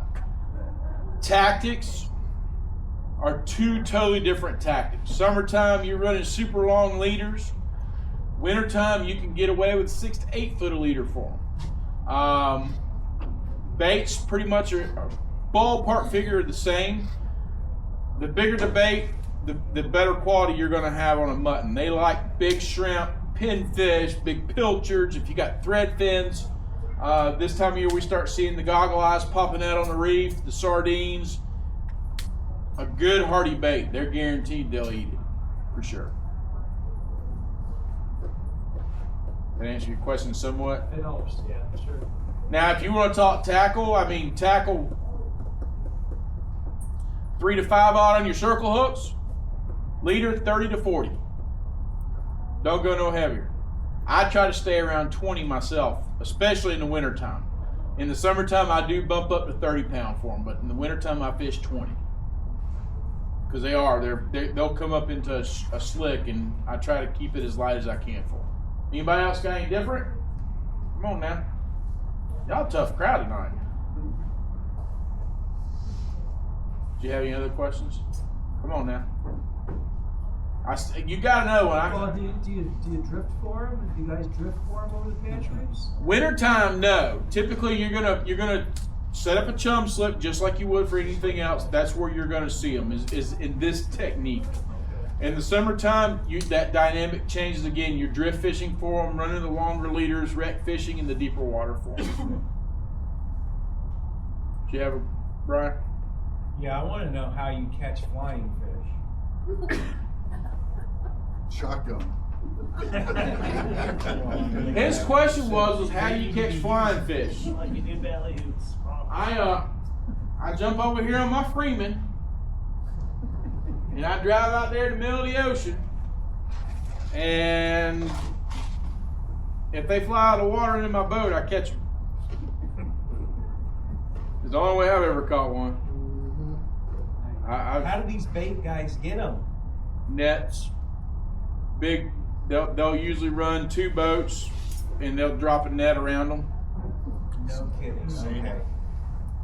That's exactly what they do. Oh wow!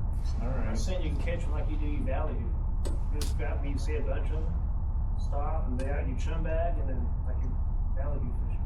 I wouldn't know. I've never done I tried it, buddy. it. So that technique didn't work for them. How much chum do you have? No, it did not work.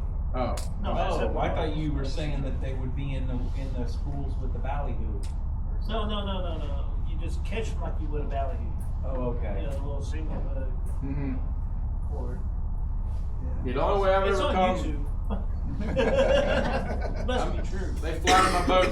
That's the only way I've ever had it. And don't get me wrong, I'll grab that sucker up and throw it in the live well because I'm going to use it.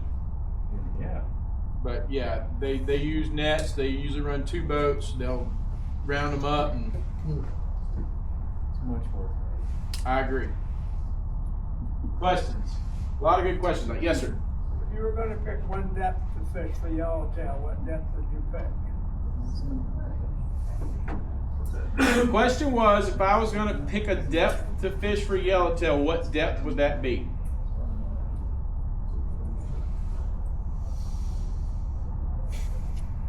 Do I get a time of year? Tomorrow. Tomorrow. What time of day? And look at your time chart, say what time. I would say 70 feet. 70 feet would be my target range. Sure. There are a lot of fish in the shallower waters, even moving into Hawks Channel. I still feel like it's a lot of juvenile fish. So those larger fish, I do feel like are still in a little deeper water right now. Thank you. You're welcome. Y'all are a tough crowd tonight. I even got Timmy here to watch me. He ain't been no fun at all. Hello. They have a question. Who has a question? Yes, sir. What do you do when the wind's going one way and the current's going the other way? I don't leave the dock. Wind's out of the west, west, take the west.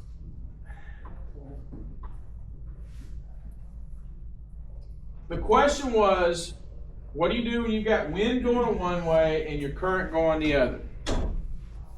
Thanks for a long day. That's right.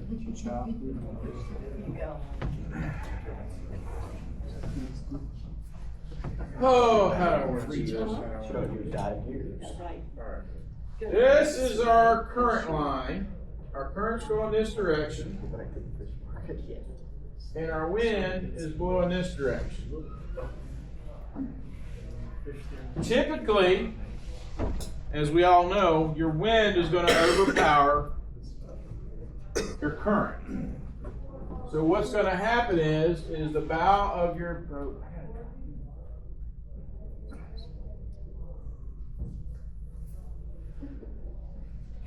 So the boat's in the sky?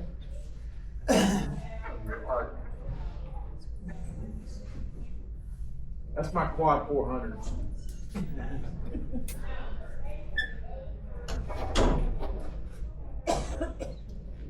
So my wind is pushing me, my current's running this direction. But of course we know with the current running this direction, I want to fish that direction, but I don't want to stand up here on the front of my boat and fish, because now you're fishing up your anchor line, which is a pain in the butt.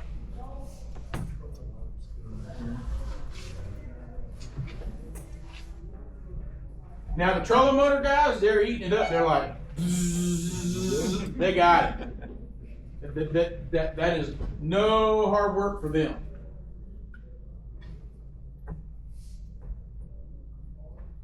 This technique that I'm fixing to show you is going to be a horrible rendition of it, but I'm going to try. So I know my current is going this direction, my wind is pushing this way.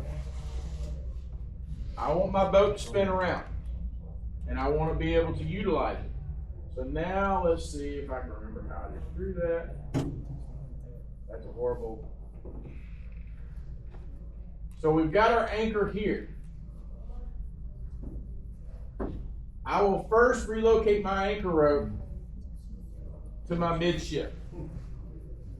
I will leave the front tied, I will take the slack out, and I'll bring it to the midship. And then I will unhook it from the front of the boat. So the boat's now going to pivot. Now if you've got a chop, now your boat's going to be leaning side to side. But this technique, you can't just automatically do it. You've got to walk down the boat with it. So I'll go to my midship. Once I get the boat broadside, I will bring it back here. I'll bring the slack down here, and then I'll tie it off to the back of the boat. And then I spin my boat completely around. And now my anchor rope is off the back of my boat, fishing with the current. This is very difficult. It is super challenging. You can be very successful at it. It takes practice, and a lot of it. There's times I do it and I fail at it. I'll get broadside and then I usually break anchor, because when your boat starts rocking like this, you start pulling on an anchor, that's all she wrote. Because between here to here, I mean, my boat's 31 feet. I've got to transition in between here, and I've got to do it fairly quick, within just minutes, or you're going to break your anchor free. Anybody ever try that technique? No one? Oh, I got, wow. You got a fancy boat. With all This wasn't a fancy boat. Oh, that wasn't a fancy boat? There's no, do what? Don't do that at the bridge. Oh no, don't do that at the bridge. If you're gonna do that at the bridge, you better call the Coast Guard first. Just saying. Gonna happen if you try it. This is strictly just trying to fish the reef, and when you're dealing with wind against current, because we all know driving out there at the reef, you've got money invested. You want to catch something, you want to fish. That's why you're out there. Sometimes you get out there, and I hate saying it, sometimes you got to turn around and go back to the house. Go back to the bank so I can catch mangroves. Go back to the backs and catch mangroves. That's another seminar. Spearfishing. Who said that? It's too cold for that. Wetsuit. You ain't down Hot tub. If I gotta put on a wetsuit, I ain't doing it. This is not going in no wetsuit. I'll wait till it gets back up to 80. Well, now that P. Diddy's arrested, we'll give you some blue. Do what?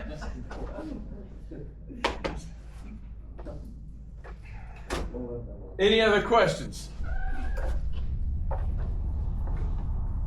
I just have one comment. Yes, sir.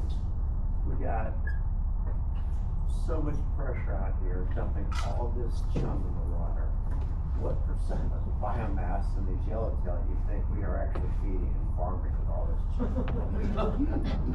Because I think of pigeons now when we go out there and they're putting everybody's putting 60 pounds of chum in the water. You're catching 10 pounds of fish, so it's a 10-to-1 ratio when you're putting in chum. Most of us, maybe not you. If I had to give a percentage,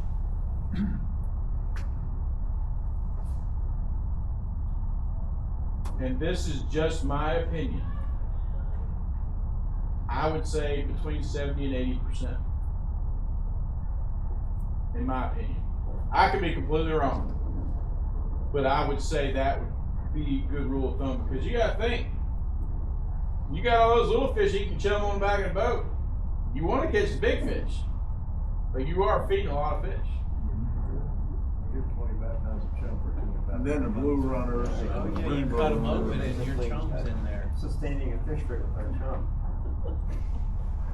And then when you try to start doing the math and going, okay, I spent $125 in bait today, I had $60 in capital. Fuel was, I used 12 gallons, and wait a minute, we caught 9 fish, and that was 18 fillets, divide that by, yeah.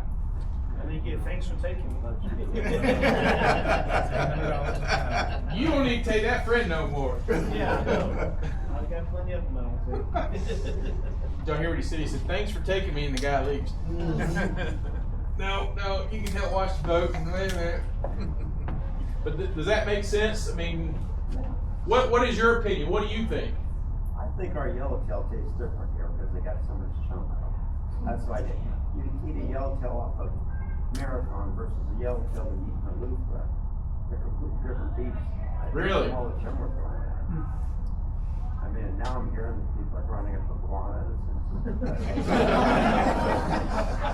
Think about that. I would say, but to me, with the same thing with mullet, like in Pensacola, they eat mullet up there, and the meat's different. If you get mullet from Mobile, the color of the meat's different. Same thing with like the Eleuthera, the fishery, the water's clear. You have a lot less pollutants, you have a lot less land mass, you have a lot less runoff. So I think the quality is going to be different because water quality is also different. Because mostly chum is the same stuff we're eating, it's just ground up for them. Instead of eating a steak, you're eating a hamburger. But Lutheran definitely water. Do what? That's a big ass lake out behind us. True.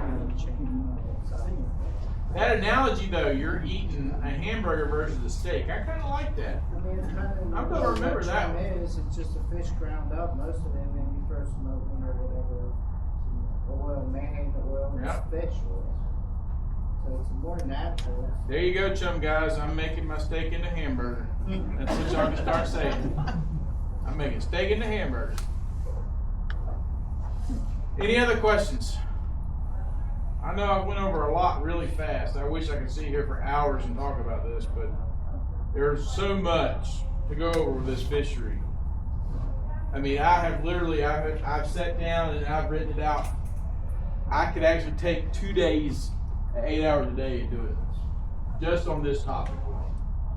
There's so much that you can do, so much that can be incorporated with it, so many do's and don'ts. You know, the key I always tell people is find what works for you. But if a technique I can show you or teach you helps, try to utilize it. That's the reason I ask, you know, give me input, because I have gotten a lot of input just from people like you that helps me. You know, good questions tonight and some odd stuff, but it's okay. We got wood chipper and grinder. But, you know, and it's like I said, even with today's industry, we all know money's tight. I mean, none of us want to spend money if we ain't got to. So if you're going to save it, save it. Where you going? You going back to the bar now? Yeah. We've been talking. He's like, I'm out. His water's empty. Time for a refill. But I mean, most of you know, if y'all ever need anything, you can come to me at the store. I'm typically there if I'm not fishing, so I'll be more than happy to sit down with you. If y'all have questions on understanding the tides and stuff, come see me. I'll try to show you how to read the charts on the plotters and understanding what that stuff actually means. Or you can just call Chris and say, what time should I go fish today? Or do what Dan does. She's like, what time do I want to go? Okay, okay, 4 o'clock. All right, you got it. I mean, you look at a tide chart, and I kid you not, it does this number here. Then you get this. That's what a tide chart looks like every day. When you look at it, you're like, when I first started doing this, I looked at it, I'm like, what is this? I didn't understand it. It took me, my understanding clicked one day on my boat. When I was on my boat, I watched the tide change and was reading what my electronics were telling me. That was when I went, oh, wait a minute. I figured it out. So understanding when that change is huge. Now, for my Big Pine folks, we're like an hour difference from Big Pine to Marathon. So, you know, even up Tavernier is, oh yeah, 40. It's like 45 minutes for Tavernier, which is weird. It's an hour there, but only 45 minutes there, and tide change difference. So, you know, understanding those times, I have learned, and it had just been instilled in my old brain, and I figured it out. But if you want help with it, I will sit down with you. I will help you with it. If you need help reading the charts, I'll help you with that. Matter of fact, I'm giving away charts tonight, so you'll have some charts to take home with you tonight if you win one. Everybody got their green tickets, because that's the free stuff. Is there any more questions? Yeah, I've got a question. Yes, sir. Just thinking, you know, I'm listening to you in the water column and all that, and it makes all the sense in the world. I used to do a lot of bluefin tuna fishing, and so if you watch Wicked, you'll see them throw out the lines and they're following the water column down. And we always use balloons. So we'll set the first one at 30 feet, 50 feet, 80 feet, and so on and so forth. You ever done anything like that here? So, you know, you're kind of, because I'm thinking to myself, you know, I understand the water column and all that stuff, so why not build a series of lines so as the fish come up? Does it make any sense? I'm not saying no, but I've never bluefin fished myself. Well, I'm just saying as a, but that as makes a tactic. It makes sense. I mean, All you can do is try it and see what it does. I mean, all seriousness, please. You know where to find me to come tell me, hey, you know what, that idea, it worked. Then I'll be selling balloons like crazy. I'll be like, everybody come get your balloons here at the tackle box. I mean, it's just a different way to measure the column. And it goes back to what we were just talking about over here with our fishery now. We're seeing the pollutants and the things are changing, the waters are changing. There's a lot changing here, so always something new to try. Try it someday. I'll never say no. Anything else? All right. Did you get a door prize ticket? Because I know you came in late. I did not. Let me get you a green ticket real quick. Everybody else got a green ticket? Yeah. Everybody else got door prize tickets? Yeah.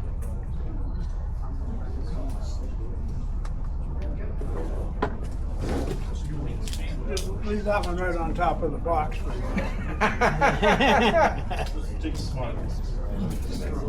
So this is not a raffle, this is just a... I have the raffle as well. And the raffle was, did you not get a door prize ticket? The raffle tonight is a 50-50 raffle. It was one ticket for $5 and 6 for $20. I think we're close to like $300 for our pot tonight for one winner. Would you like to participate in that as well? Sure. How many tickets would you like to get? Half a dozen. We'll do 6 there.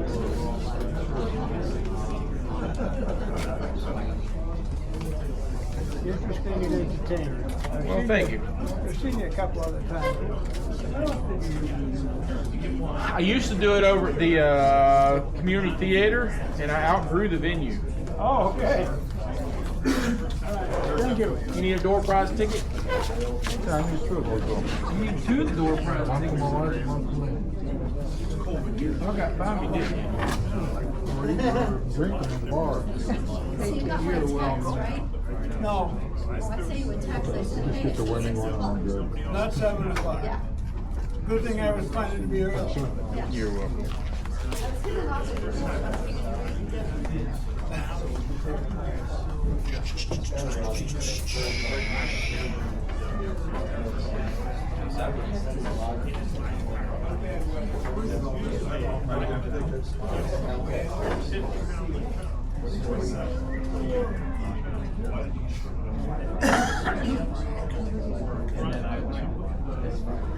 for We went out Friday. That's not much.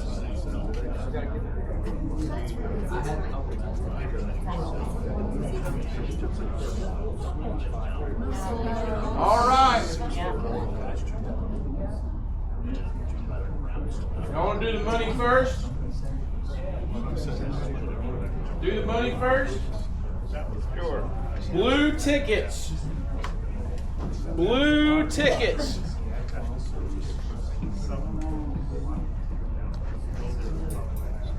Tonight's pot winner receives $305.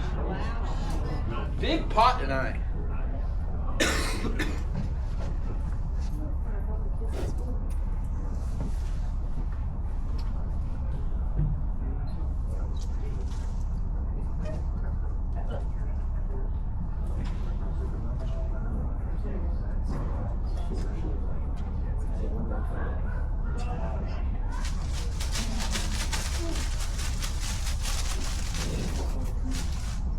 I'd be like, B1.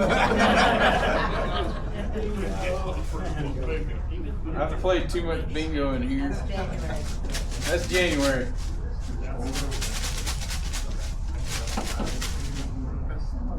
That's gonna be the ticket. How about that noise? I must have a hole in my chump bag. That's where the shock fitted. That sleight of the hand. All right. Blue ticket. This is for the money. 804-661. They left. Get another one, quick. Winner must be present. Yeah, you gotta be prepped. Oh, wait a minute, was it? 804-661. Yes. Really? 571? I'm gonna have to verify this one, especially with this guy.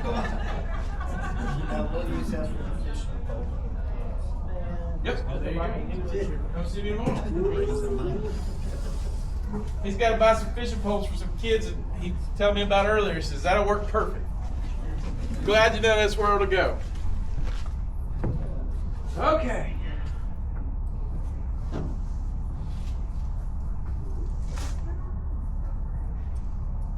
Green tickets. Okay, Colin, come on.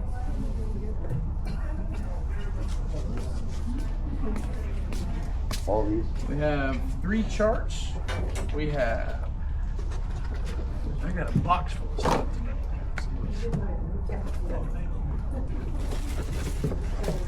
Yep, and everything there.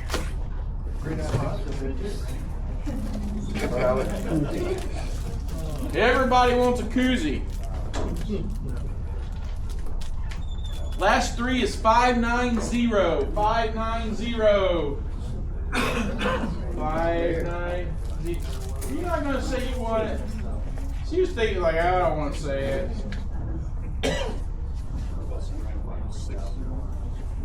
What's the next one gonna be, color? Buff. Tackle box buff. Everybody needs one of those. 573. 573. 573 going once. That's the green ticket, everybody. 573.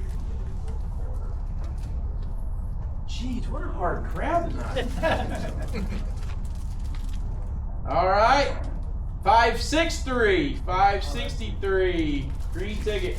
Look at there. See, did I tell you? He didn't win the money though. You still what? A cup. Tackle box cup. 572. 572. 572. Green ticket. Wow. Okay. We'll try it again. 591. 591. Yep, there we go. That's gonna go with all the other stuff you won. That's right. That coolie cup will look good on A you. map. All right, we've got a chart that's been donated by Captain Seagull's Charts. 595. 595. Oh, perfect. That's just what. There's definitely a test on that now.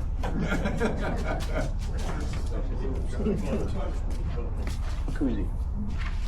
Tackle box koozie. 594. 594. Hey, she's a winner. She don't want to be a winner though. She never does. She's like, I don't want to win nothing. Another koozie. Another tackle box koozie. 577. 577.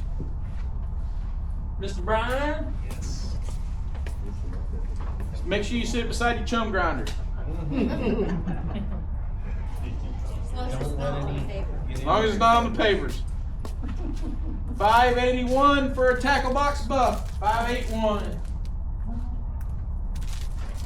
Right over there, the young lady in the corner.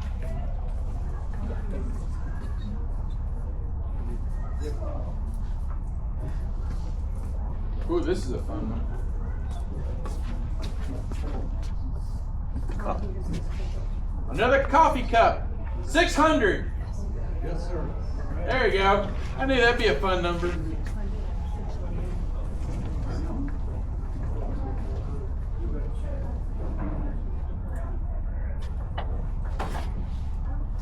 Koozie. Another koozie. 569. Oh. Greg on that one. Sir. Another koozie. Another koozie. 603. 603. Back in the back.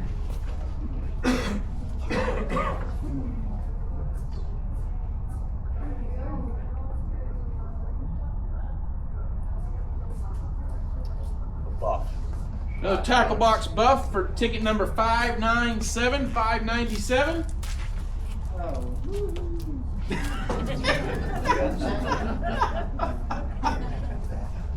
When you come see me tomorrow, you make sure you got that on.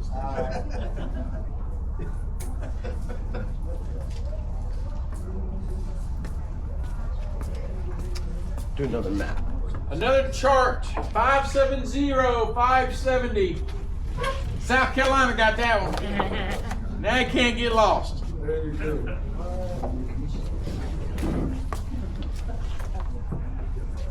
Another tackle box koozie, $5.99. Hey, look, he won something. You got here late. I would have rather had the blue ticket, but that's fine. Another koozie, $5.87, $5.87. Over there.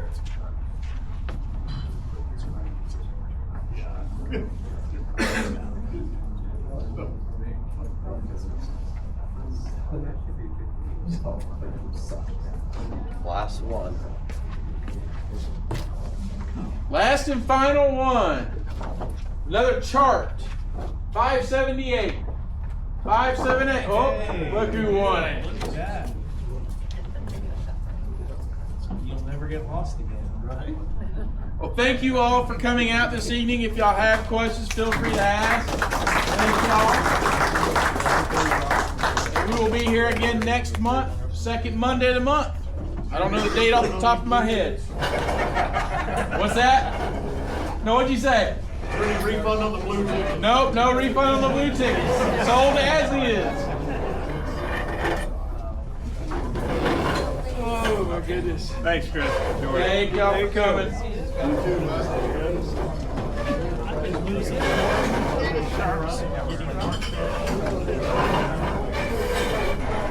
Do you know what seminar he's going to We don't have it.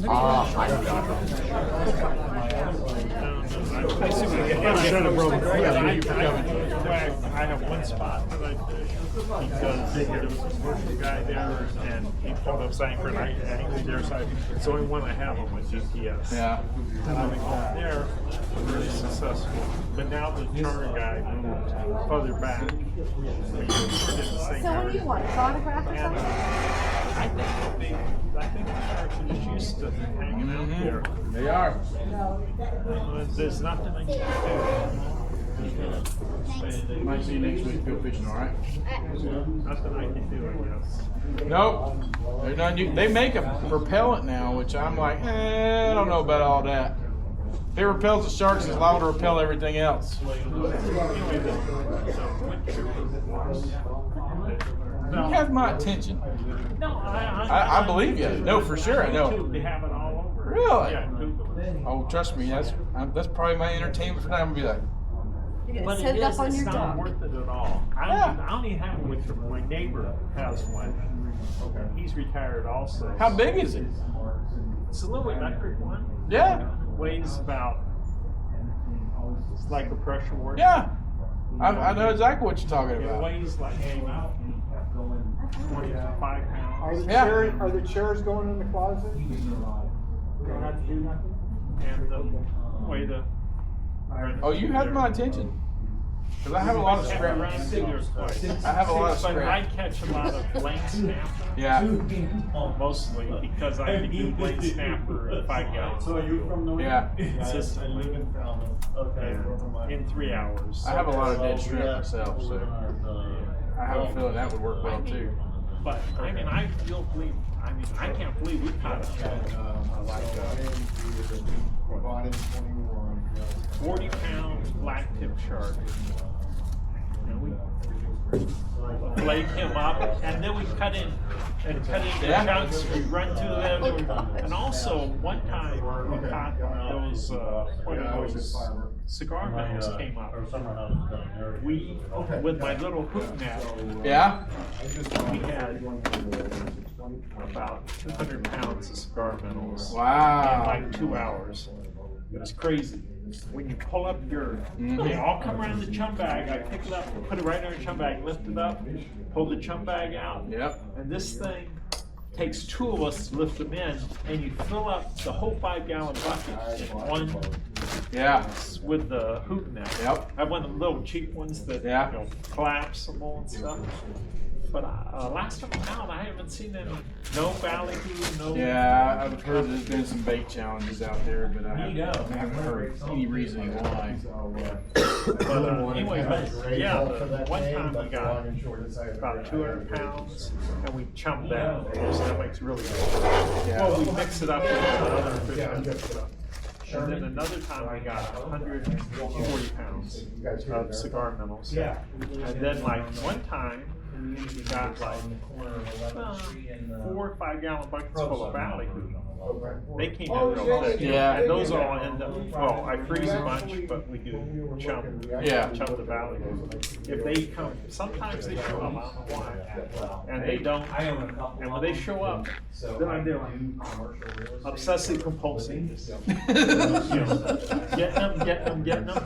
Oh, this bucket's full, that bucket. And then we've had one time we had our whole, all of our coolers full. For me, it was Filling not up with buckets. You gotta do what you gotta do. But I mean, it doesn't happen all the time. Yeah. And usually, if they even show up a little bit, usually I get like a dozen or so of these, those for fresh bait. Yeah. That's pretty cool. Do you ever use your hoop net? I use it a lot. I use it too. I thought Mine somebody looks like somebody ran over it with a truck. It's so wore out. Somebody bought it for me. I'm like, oh, it's just another piece of junk I can have on the boat. I use it a lot. Mine, I found this kayak. It was up in the mangroves, and it had, it was in the water. Chris. And it had this much green stuff on it. Power button. And I had to Oh, yeah. clean it.